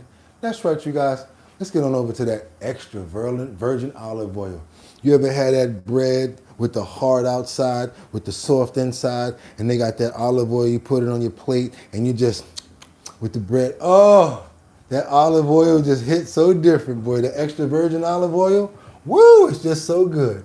YouTube was me putting some bowl just before serving so they keep their crunch and their potency. One of my first videos on YouTube was me putting some sprouts on the top of an egg Florentine back when I used to live in Sydney. I think sprouts are completely underrated. These should really be a cornerstone of a healthy diet, not just a garnish. Extra virgin olive oil. Quality extra virgin olive oil just like this is not just for cooking. It's a liquid anti-inflammatory. It's such a big part of the Mediterranean way of eating, which is one of the best studied diets for lowering inflammation. And the secret here isn't just the healthy monounsaturated fatty acids, it's also the polyphenols from the olive, like oleocanthal and oleopene. They act on the same inflammatory pathways as things like ibuprofen by inhibiting something called the COX enzyme, and that lowers inflammatory messages like prostaglandins. Now, of course, it's not the same as alfalfa, also, yes, alfalfa.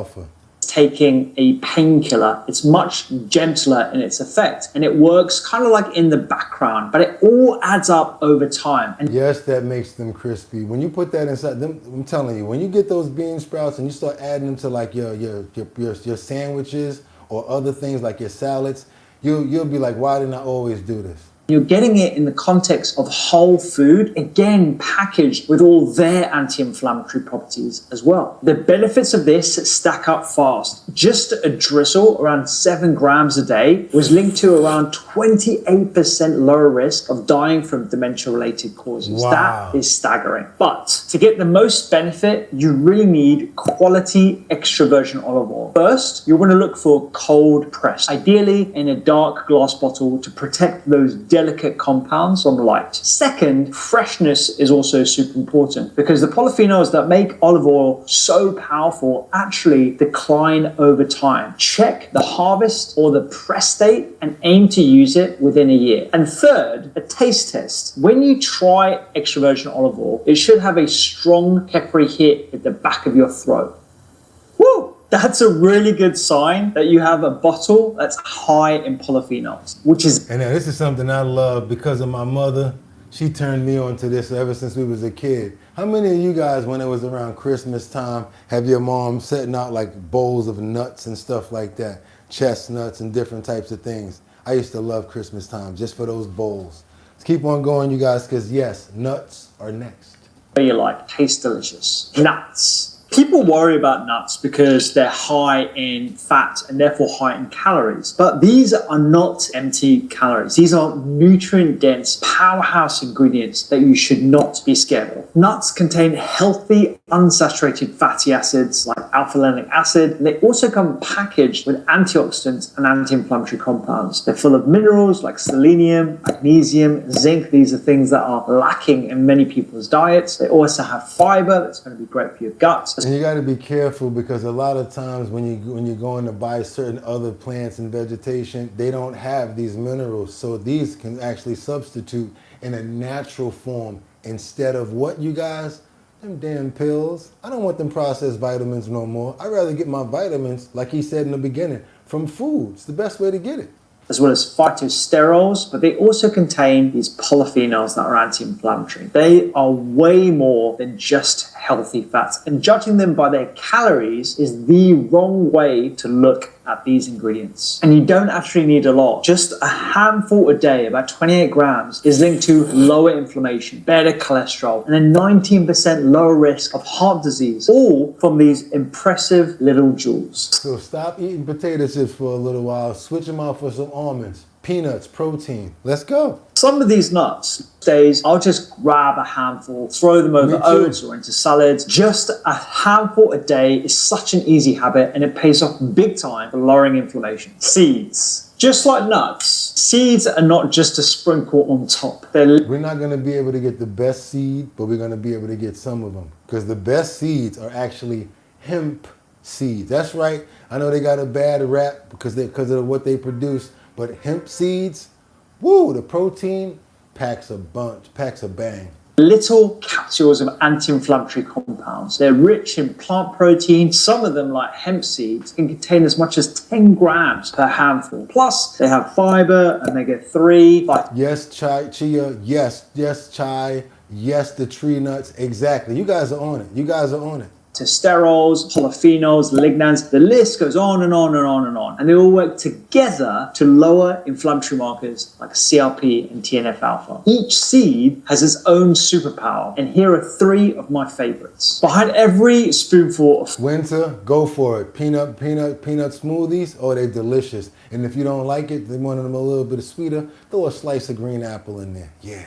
Flax is a powerful compound called SDG. Don't ask me to pronounce the full name. Seco-isolaric resinol diglycoside. This is the longest word I've ever seen. Isolaric diglycoside. Oh wow, she smashed it. But I can tell you it's surprisingly well researched for its anti-inflammatory benefits. And when you look at big reviews, it shows that you only need to eat around 10 to 30 grams per day. And I definitely get that in my personal diet. I use ground flax every day in things like oats, smoothies, or in a version of my doctor's daily bread. I always recommend that you grind flax into the milled version, and if you do have a pre-milled one, keep it in the fridge to preserve a lot of those different nutrients. Okay. In your large intestine. Legumes. And what those microbes do is that they create something called short-chain fatty acids. These are essential for keeping your gut barrier strong, and ultimately, when you have a strong gut barrier, it lowers inflammation in your body. But that's not all. Beans also keep blood sugars nice and steady, so they don't give you those big spikes that can drive up inflammation over time. And most people don't realize that just like berries, beans and lentils are packed with polyphenols that are anti-inflammatory. And if you look at this diagram from this paper, you'll know why I'm such a fan of getting legumes in every day. To achieve these benefits, studies show you only need around 400 grams of cooked legumes every single week, or about 3 to 4 heaped tablespoons a day. If you're not already eating beans, I would actually advise you to start small with just a couple of spoonfuls here and there and allow your gut to adjust the increase in fiber. The easiest way to include some of these powerhouse ingredients is to sneak them into your go-to meals. So for example, if you're making a salad, toss in a handful of chickpeas straight from the tin. If you're making a pasta, swap half the meat you're using for lentils in the sauce. The research is super clear. Beans feed your gut and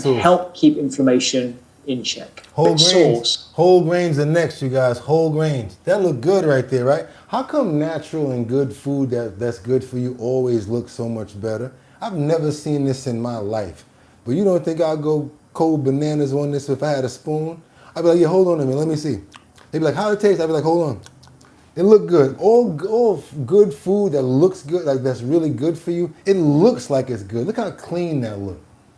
Of anti-inflammatory compounds. I'm not talking about just opting for brown bread over white because it's basically just white flour in disguise. I mean real whole grains like buckwheat, black rice, and barley, and even some you might not have tried yet. What's different about these is that they keep the bran and the germ, which is like the grain's protective shell and powerful core. That's where you're going to find fiber, phenolic acids, flavonoids, and ultimately these are the things that reduce inflammation. One of the grains that I find most interesting is something called sorghum. Now, you don't see it much in kitchens, but the darker varieties, the red and the brown types, are absolute gems. They're rich in a unique compound called luteinolidin and something called apigeninidin, and it sets them apart from other grains. Legumes, grains, lentils. Now we got to keep on moving forward, you guys. Let's go. Last but not least, Because they're concentrated sources of these anti-inflammatory plant chemicals, they support your gut microbes and they lower inflammation. Believe it or not, spices. Yes, spices. I already know a few. Turmeric, what's that? Cumin, what do they call it? Turmeric and cumin, right? What do you guys know? What spices do you know that are good for good anti-inflammatory promoters? What spices do you know? I know turmeric is one. And 3 really stand out. Ginger. Its flavor comes from compounds called gingerols and shake oils. And those are the same compounds that are shown in trials to lower inflammation markers like CRP, TNF-alpha. You don't actually need loads. About a thumb of fresh ginger or a teaspoon of concentrated ginger powder a day. Don't spend money on unnecessary ginger tea bags or supplements. Use the fresh stuff instead. Turmeric. This golden color is because of curcumin and all the other curcuminoids. It's been shown in clinical trials to ease pain and stiffness almost as well as ibuprofen. I cook with it all the time. After 30 days of usage, I have a situation with my sciatic pain because of that stab wound, right? So I've got a sciatic nerve issue where when I walk, I feel, oh my God, my whole leg be bothering me, right? If you take turmeric, I take up to 1,500 milligrams a day. That's right, the pills. And I don't even feel it after 30 days. So normally after I go through that bottle of turmeric, I don't feel it after a while. And it really helps out. Please try to use some of these anti-inflammatory inflammatory suggestions. I've already tried many of them and they actually do work. The best thing that I could be telling you guys right now is the turmeric. It's already did the best for me. It's already really worked. I'm telling you straight up and down. And don't be on with all that ibuprofen stuff, because now what you're trying to do is we're trying to substitute the ibuprofen for the turmeric. And even if you're taking high doses of the ibuprofen, start to wean yourself off. And like I always tell you guys, I told my buddy the other day, ask your doctor and talk to your doctor first. And I know I sound like a commercial, before you start adding these things to your diet, because they could affect something else. But because of the results that I saw with the turmeric, with the sciatic pain, I had to let them know. They tell you you're supposed to, you can take up to 1,500 milligrams of turmeric a day. See if your doctor allows it. If you have any sort of leg cramps or stuff like sciatic pain, I promise you don't even believe me, Google it, turmeric for sciatic pain. You're gonna find a bunch of YouTube videos about it. Let's go. Color alone is the reason why you'd want to use this. As well as lowering inflammation, it has been shown in some studies to lower the risk of cancer as well. All the more reason to get this regularly into your diet. And a fun one to try is Nigella, also referred to as black cumin. Its star compound is something called thymoquinone, and it's got some of the strongest evidence for lowering inflammation in people within just a few weeks. I'm going to get it. Thank you. It has a really lovely flavor. So if you haven't used Nigella, honestly, you can pound it in the pestle and mortar and it gives a sort of aromatic lift to any meal. But quality is super important. You want bright color, strong smell, and opt for whole spices. That way you know you're getting more anti-inflammatory compounds and there's been less degradation. You don't actually need that much either. Studies show benefits for as little as 1 to 3 grams per day across multiple different spices, which is about a teaspoon. And that's why for you to not take certain medications that could lead to other stuff and now you're substituting it with natural, it's going to give you a longer lifespan. Now your body won't have to deal with all of that processing of the liver and the kidneys trying to get these other drugs and stuff through your body. You know how sometimes they give you one drug and they give you another one just because of that drug? Let's try to see if we can not just, maybe it'll work to try to wean ourselves off of all of that crap. Doctor ain't gonna tell you that though. Ain't gonna try to tell you the natural way to do it. Why? Because they don't get paid when they tell you that way. On the Doctor's Kitchen app, we always use spices. It's almost like every meal has a prerequisite to use some type of herb or spice. Keep it spicy, guys. Anti-inflammatory drinks. You can sip your way to anti-inflammatory benefits. We don't often think of drinks as anti-inflammatory, but they can be really rich sources of polyphenols with... Somebody is with those peanut butter shakes. that benefit. Green tea or matcha is packed with something called EGCG, epigallocatkin-gallate, and that's been shown in multiple studies to lower inflammation and improve the functioning of your blood vessels, which is really good for your heart health. Now, you're seeing matcha being used in so many different ways, popped in smoothies, in cakes, usually added with tons of sugar. You want to avoid those products. I think the best way to enjoy the subtle bitterness of matcha is as it's intended in a tea. Use water that's off the boil around 80 degrees centigrade so you don't damage those delicate polyphenols, and simply sip it in the same way you would enjoy a coffee. I'm gonna tell you guys like this. I know it probably tastes nasty. It's probably a whole different effect and it's probably a whole different thing, but I would like to do that just to be doing it. Like, yo, you know what? I know this don't even taste good, but it's good for me, so I'm going to do it. And you know what we do sometime? Put the slice of apple in there. That's right. You know what I'm saying? Put a little slice of apple in there to get a little bit of flavor going. Come on. These are actually cacao nibs that you can use in a tea, but if you want to use cacao powder in its raw form, add some hot water to that and use a little whisk to make a hot chocolate that's actually good for you. And the daddy of them all, coffee. If it's made from good quality beans, it's abundant in something called chlorogenic acid. That's right. We got a friend here from 55 Coffee House, and she tells me that she gets her beans straight from Guatemala. We're going to be using some of those beans and making ourselves our own coffee. We've already had a few cups, and I got to tell you guys, some good coffee. Might want to get with Lisa Roy, you guys, and get some of that good coffee that she has right there in the comments. Holler at her. And guess what? I think she's in our Discord too. Check her out. 55 coffee lovers. Yeah. Over 20,000 studies that show its benefit. It is known for its strong antioxidant properties. Now, if you can tolerate caffeine, great. I recommend you consume this before 11 a.m. When you look at the studies, it seems you only need 2 to 3 cups a day for those maximum benefits. And if you're sensitive to caffeine, you can opt for a mountain water process decaffeination method where it preserves a lot of those polyphenols that give coffee its benefits. I think you might have to make a video, Lisa, because what you were telling me about your coffee the other day, I think a lot of people need to know about it. And if you make a video, they're going to be like, why don't we just get our good, trusted coffee from Lisa?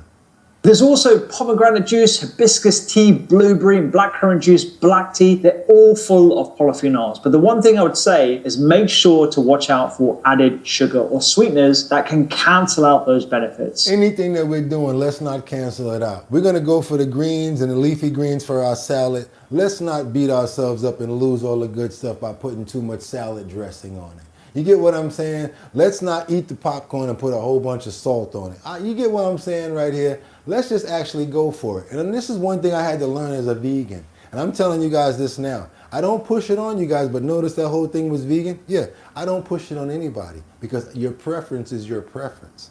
But that already had disciplined me to having to get different, changing my palates. Understanding that there's certain foods that I'm not going to be able to eat anymore. Sacrificing sugars as far as granulated. I already went to the brown sugars. Now we're on the monk fruit sugar. So now I'm just going to tell you guys, you graduate into these things. We're not expecting you guys to do this overnight, but graduation and gradually getting into it, think about it like this. All you're doing is making it better for yourself to get better in life, to live longer, and for your body to be stronger. And all of those spices and certain things are going to add certain flavors anyway. Next thing we need to do is start doing what? Coming up with certain recipes to actually start to implement these ingredients and in ways that actually we find that taste good. Maybe we can share recipes here. Maybe you guys already do a few things. I like curry potatoes. I cut up the potatoes. I put my cauliflower in there. I put my turmeric in there. I hit it off with the jerk spice. I jerk, yeah, like jerk chicken, but no, for the potatoes. And you slow simmer that. Oh my God, boy, you got some good eating right there, I'm telling you. A couple of other added spices that you can put in. But yes, recipes that we already know, things like that, all it's gonna do is broaden our own horizons and make us better. Let's get the rest of this and wrap this up.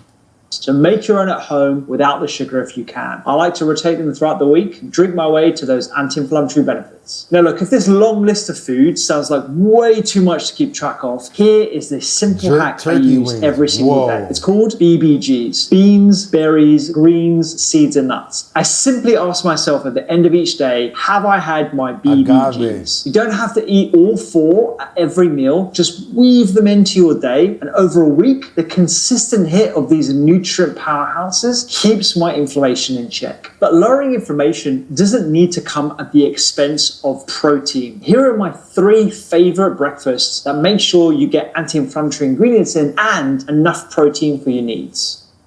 All right, y'all. I want you guys to know what this channel is again. 10 anti-inflammatory foods for more energy, less pain, and better health. 10 anti-inflammatory foods for more energy, less pain, and better health. The Doctor's Kitchen.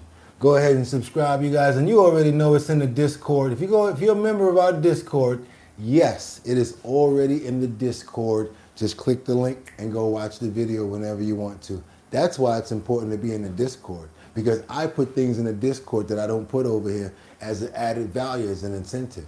Guess what? All of the health and wellness videos are in the Discord. You guys will see that day's video, and you go to the bottom, boom, whatever video we did on health and wellness will be right there, so you can recap it. Let's keep on moving forward, because, you know, it's not just about being healthy. It's not just about, you know, taking care of ourselves in our homes. It's about showing off a little bit. Anybody want to show off? Wait a minute. What did you say? Need to do on vascular health. Next. Thank you so much. Thank you for caring about our health, sir. I care about you, and you guys care about me. We're family over here. I appreciate the fact that you liked it. How about that? Every day I say to myself, God, please help me to find something that has shock value. I'm not going to lie, shock value, because I want you guys to stay entertained. Make sure it has something of substance that's going to make people be able to learn something. Please make sure that it has something that's really going to be able to enrich and fortify our people, that we're going to be able to learn from and teach us to be able to sustain longer. And then I just go rolling the dice, and the next thing you know, he provides. So if y'all don't think it's real every day, I'm gonna try to pull it off today. But I ain't worried about it, because I know he got me. Got me every other day, right? Every day we've been here. So I got somebody in my corner I know gonna hold me down. And with ChatGPT and me and God, we are unbeatable right now. We unbeatable. Let's make this one of the best health and wellness sections that we can. Please send in recipes. Please send in your hacks. If you know how to plant, if you know how to hang from the hanging garden, whatever you guys can do to make us more sustainable, that'll make me more happy than money. Bigger than likes and bigger than anything else. If we really get a channel flowing where we're just nothing but flowing information, and we can just do nothing but help each other out, unstoppable. Just keep on moving forward, you guys. Now we're gonna get over to this next part where we got these people who are showing you what they did with their insane bodies. I told you guys yesterday I was gonna cheat a little bit, give Boogotti some room where he's not always stressed out so that he can be comfortable too. Yeah, I'm talking third party, because you're supposed to be that way. You're supposed to defend yourself, because nobody else gonna do it. You're supposed to take care of yourself, and you're supposed to care about yourself and love yourself. I'm not talking about being conceited. I'm talking about understanding that the body as well, you deserve to be respected, and you deserve some downtime too. I work like crazy. I want to have some fun. I want to chill. We about to chill right now. That's what we gonna do. We gonna kick it. We gonna act like we ain't even doing the show. I want you to see some people that actually use their bodies after the fact of all of that work that they do and what they get in the accomplishments. And you're gonna be surprised at these people, the feats that they can do, their agility after they're so let's say naturally healthy. So we want to be healthy. We want to be on point. I want to be like these people. Yeah, you see it, that little cobra about to slide up on that lady. She ain't scared though. She ain't never scared. Watch this. Just some fun video that we're gonna watch for the woosah. What we got coming up here, I'm gonna just go ahead and say it. We got these people are insane. Their skills are at another level. Let's go. I want you guys to see some skills and what we can do as people if we really were dialed in with our bodies.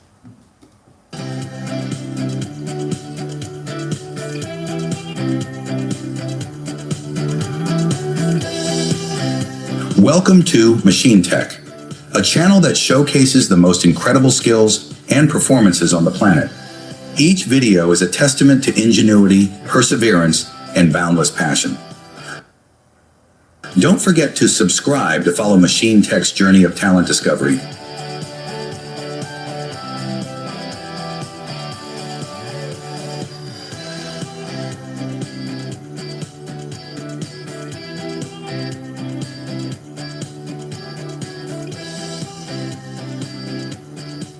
The actions in the video are performed by professionals.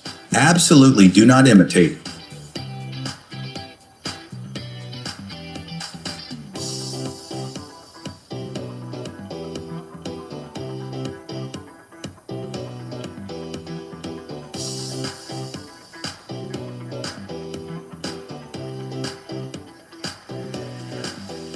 Look at the dancing masters hidden in the crowd. They are all soul dancers.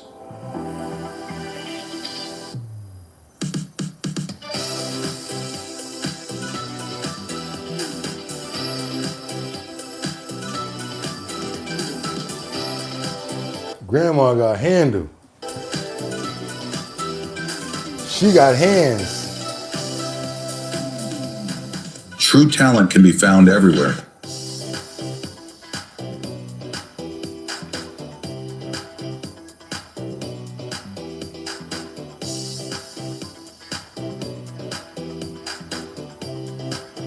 So this is what I'm trying to tell you guys. You don't got to come to the Show Your Talent search and sing.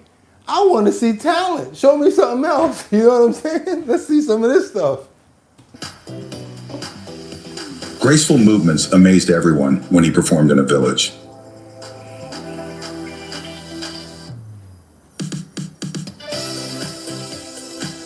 She is fire, huh? Woo! Oh my. I'm not fighting her at all. Now you tell me she ain't look like Chun-Li right there. That's training, that's the human body. What's the benefits of what we talking about doing? Yeah, physically fit, unchapped, like almost talking about the feats that they're doing is almost unbelievable. And then you're gonna start seeing people doing a little bit of walking on water. Yeah, a little bit of walking on water. 12.1, some skills we should not imitate without supervision. On air. What does it take to be able to do that?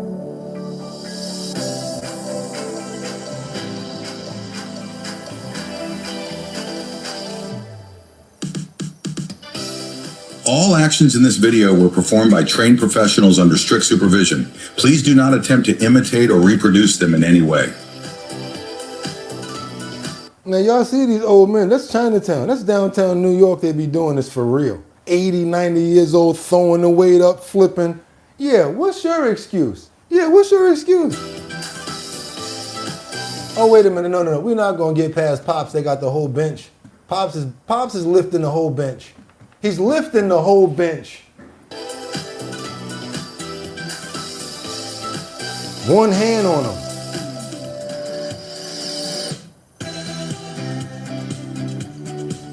Tapped in.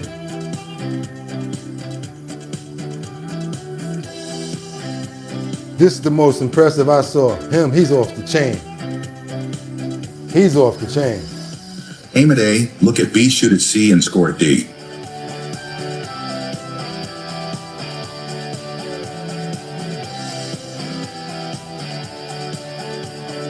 Pop's like, look, I don't need no gym. Get up off that bench. Let me show you something.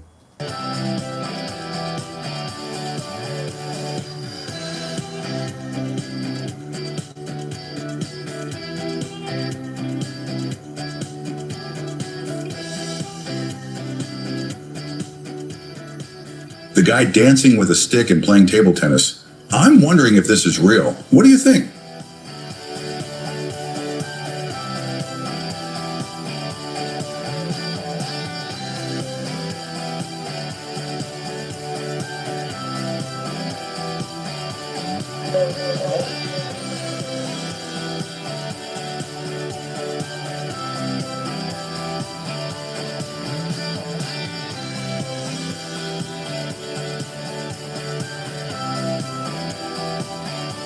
Notice the age of the gentleman. Notice the age of the gentleman. Team, I know my grandparents love to exercise, but I don't know if they have reached this level yet.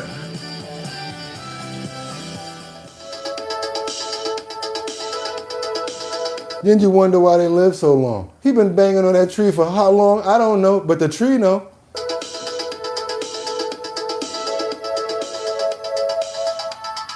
This one here think he Van Damme. It is true that old Ginger is spicier. He think he Van Damme. There are experts and capable people everywhere among the people. What I'm trying to tell you guys is this. Don't limit it with your body, because if your mind can say that you can do it, you can do it. Believe me. I'm telling you, watch them Chinese guys. You saw that lady do that Chun-Li move? Man, listen. You be like, how you doing, but what's your name? She be like this. Be like, oh, you have a good day. I'll see you another time. Ain't messing around with no Chun-Li. Let them go ahead and mess with her on the train. See what happened to them. Hiya! Hiya! Be done broke you down so bad you would wish you never talked to nobody. Do me a favor, if you appreciate the content that you're getting over here on Our Bottom Line, the way we like to bring it down, go ahead and double tap that screen and get those likes up, because that's the way we do it. We got one more for you. And I know that you guys love the animals, so we got to show you guys this rescue. And it's got to be a good one, so we had to go real far and wide to find out. You know how beautiful it looks for the husband to pull up on the white horse when it's time to get married? He looks so prince-like. He looks so respectful, right? They do that in India, where they have these horses, they're all white, and they use them specifically just for weddings. This one particular horse was being treated like a dog. Literally had him on a short leash, living in front of a brick wall or something like that. Luckily, through kind hearts and a good rescue, this beautiful horse is gonna have a beautiful place to stay for the rest of his days. Wanted you guys to see this because I know we got a lot of horse and animal lovers over here, so I thought that it would only be right for you guys to see something like this going out, because I just think it's pretty cool. So where we at with this right here? Bye. Don't tell me we lost it. Come on, I know we ain't going. Oh, there we go. Right there. The wedding horse. He's called the wedding horse. Let's go. He was tied up on the side of the road, and his rope was literally just 2 feet short. He is a wedding horse. It's a very popular tradition in India where the groom arrives on a white horse to bring good luck to the wedding. After they're done working, these horses are just tied up until they're needed for the next wedding. And that's the life that Gandalf had. He was kept tied up all day and all night in the same spot, just off the road where there was heavy traffic. We reached out. He can't even touch his head to the ground because of that short rope. And they're doing that because they don't want him to wander out into the road too far. And if you also notice, they don't have a stall for him or anywhere to really keep him. They're keeping him on the side of the road. And because of the way that they haven't been taking care of him and feeding him right, his back legs are deformed. So yeah, they're just working this horse. Poor horse in India. To his owner and asked him to surrender him to us. And the moment he agreed, we rushed to go get him. As soon as we untied him, he just turned around and he took off. And he was like, I'm so ready to be free. And he just bounded forward and never looked back. He's already knowing he's getting out of there. I look at this as the power of love. I love sanctuaries. This is why I love certain people, because they thought about this horse and went and got him. If he would did that, they probably would have paid for him if they had to. Him on the back of the truck, it looks like he's happy. He's seeing a new world, wondering where he's going, but he looks like he's totally into it. I know animals, y'all. This is beautiful. What you got over here, some support for the host, Good Day in the Navy. Thank you so much, Demolition Man. Want you guys to see his head as he's moving around. Yeah, I watch details, a little small stuff like that. Watch his head as he's moving around in the back of that truck. Forward and never looked back. Pay attention to the details. Like he's looking at the neighborhood or what's going on. Like he's just happy. Now he's at the Backwater Sanctuary. This is called the Backwater Sanctuary, guys. If anybody want to show some love to the Backwater Sanctuary, people that's really doing it, I love stuff like this, yes. Gandalf's hind legs are deformed, likely from a poor diet and being overworked.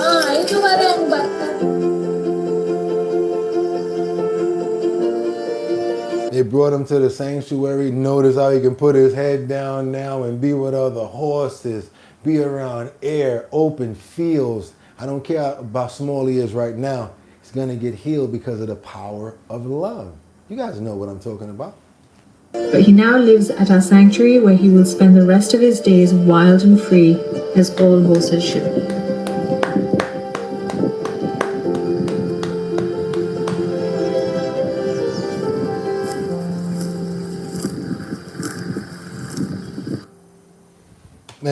Now I don't know about y'all, but that's a story right there. I love just the fact that he was eating the grass like that had me thinking. I wonder when the last time he had a chance to eat grass, or when the last time he had to roam, when the last time he actually had to be around. He was around another horse, just being a horse.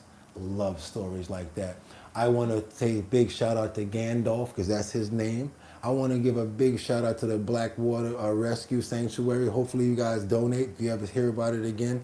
This is our goal over here. We want to start our own sanctuary. We're already looking for locations. We're already looking where we're going to drop stuff at because you know what? That's your goal. I told myself, let's get the money right. Let's try to get everything right before we do it. Sometimes you got to bring people involved and let everybody get involved. So guess what? That's what we're doing. Working on location. When we find it, I'll bring it to you guys. See if we can help out. Then we're going to work on dropping some containers, and then we're going to start doing what we got to do. Sometimes you just got to fall all the way in order to make things work. And that's what we did with Our Bottom Line in order to gain you guys friendships and to meet you guys. So we're going to do the same thing when it comes down to our sanctuary. Be all in with our hearts and pray that we get it right, and we know that we are, and we're going to just be focused because that's the way to do it. We love animals, and that's why we always show animal videos. That's right. Shout out to Gandalf and shout out to them. And guess what, you guys? That's right.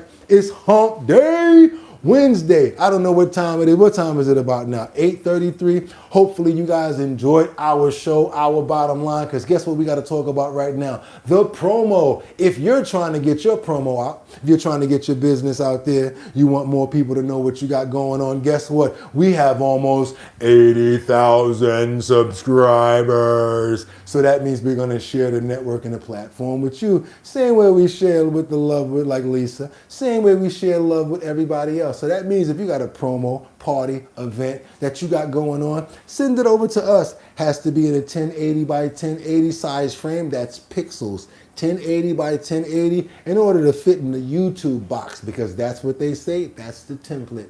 Make sure you send them over in that size. Send them over your promos to bridgethisllc@gmail.com. That is BRIDGE, bridge, this, not that, but this, LLC@gmail.com. And guess what?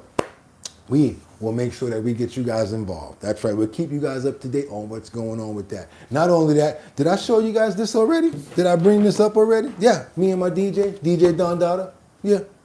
Show Your Talent search. Also, we got Big Drip involved in it. That's right. It's coming up because we just locked in some locations yesterday. And that means you are going to be able to pull up on us and see if you can be a part of the Show Your Talent search. That's the talent search that we're doing in Manhattan, Bronx, Brooklyn, Queens, and Staten Island. And one person from online can be a part of it too. If you win in that pre-battle, boom, you win $250. After the pre-battle, we bring everybody together. That's right, all of our winners and one person from online to go for the $1,000. That's right. You guys will battle against each other, and whoever wins, they're going to get the grand prize. Sponsored by Big Drip Hard Punch, and I will be the host. That's right, your boy Boogotti NYC. I'm always the host. You guys always see me there. I'm always pouring the drinks and making sure we have a good time with my DJ Don Dada, formerly of Black Ink Crew. That's right, because she's going to be there.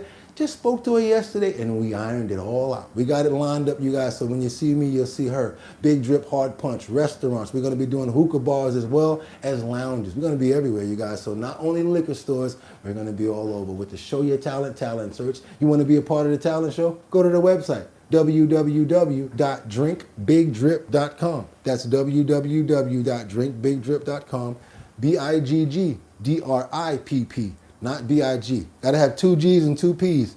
Big Drip, www.drinkbigdrip.com. First page, put your email address in there. We're gonna keep you updated on where we're gonna be and what we got going on. And yes, it's coming up soon because it's warm outside, the weather is broke, we have no excuses, and we're gonna get it on. Hopefully a lot of you guys will come out if you're in the New York tri-state area. If you're not, tune in and you're still gonna be able to see the full show, talent, and see who wins. Let's go, you guys. That's how we do it over here. So yeah, And you know it's Wednesday, hump day, but we never get out of here without saying those prayers, without showing the love, and without thanking you guys for coming, because you could have went anywhere. Fact of the matter that you came here, I really do appreciate you guys. So I want to pray for health. I want to pray for love and good feelings and good times. I want to pray for understanding. I want to pray for community. I want to pray for people to be able to come to solutions and ideas without worrying about a party. I want us to understand that before we are a party, we're a human race and we are all our brothers and sisters. Hopefully we can get through all of that stuff to really get to solutions where we can save our world as well as ourselves. Best thing I can do right now is bring you our bottom line to give you my little corner of the best that I can give you, and hopefully you guys appreciate it. I want to pray for Casey Ramos. He's in the building. There you go, Rebecca. Angels Among Us. Also Mary Tanner. Can't forget about Ad Range. We want to pray for Jay Woods. I see Jeffrey Spilker as well.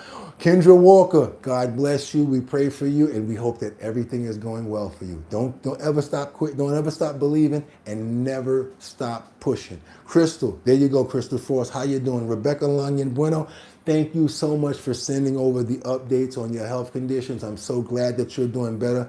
So we love to hear that. Luigi, pray for you every single day, and it's going to be a very beautiful day as well when we get healthy. That's right, you guys. Tanya, don't know what you're talking about, but okay. Ad Range, we do run into each other. Okay, Rebecca Lanyon Bueno, Angels Among Us. Mary Tanner, Miss Swanza, thank you for all the support. Fuquan Williams, I hope you enjoyed the show. Rebecca. Teddy Marcel, thank you so much, my brother, for coming through and always showing up and showing love. Jay Woods, there you go. Tanya Zimmerman, Audrey, Still Derek, Ad Rains, Joe. Who else we got up in here? I see Faye. How you doing, Faye? I think I got your name right now. Uh-oh, Faye Ivy. That's right. And I played your video too. If that was your video you sent, guess what? We played it and we liked it. Still Bird 405. Peace to you, Boogotti, and peace to you, Collective. Was that your video? No, we played the cat video for you yesterday. That's right. Joe, Still Derek, Marie. Amen. That's how we do it over here, you guys. We got to show love. We got to show respect for everybody. Thank you guys for the super chats. Thank you guys for all of the love. Thank you guys for chiming in and coming in so early and being here to show support for our bottom line. I appreciate you, and I really hope that we're getting somewhere, we're learning, and we're really getting somewhere with that health and wellness section, because I really put a lot of time into trying to find that information. A lot of times I think of things that affect myself, and then I try to find videos about like things like inflammation, things about our cardiovascular, things about breathing. Whatever's gonna help us out, that's right, I'm trying to bring it to you guys. And never stop sending the videos in. We appreciate you. One thing though, don't get mad if your video don't make it, because sometimes there's a lot that comes in and it may not go with the sequence, but sometimes it might. Trust me, you may make it in sometimes you may not. It's an open forum for everybody. I'm not the only one, and the fact that you guys can share information might show me a video or something that I haven't seen before. Appreciate you guys, and until tomorrow, like I always tell you, what do I say? Y'all could have went anywhere. But the fact of the matter that y'all came here to chill with me on Hump Day, Wednesday, I appreciate you. So until tomorrow, same channel, same bat station, right here on YouTube, 6 a.m. Get 'em! Peace. See you guys tomorrow, 6 a.m.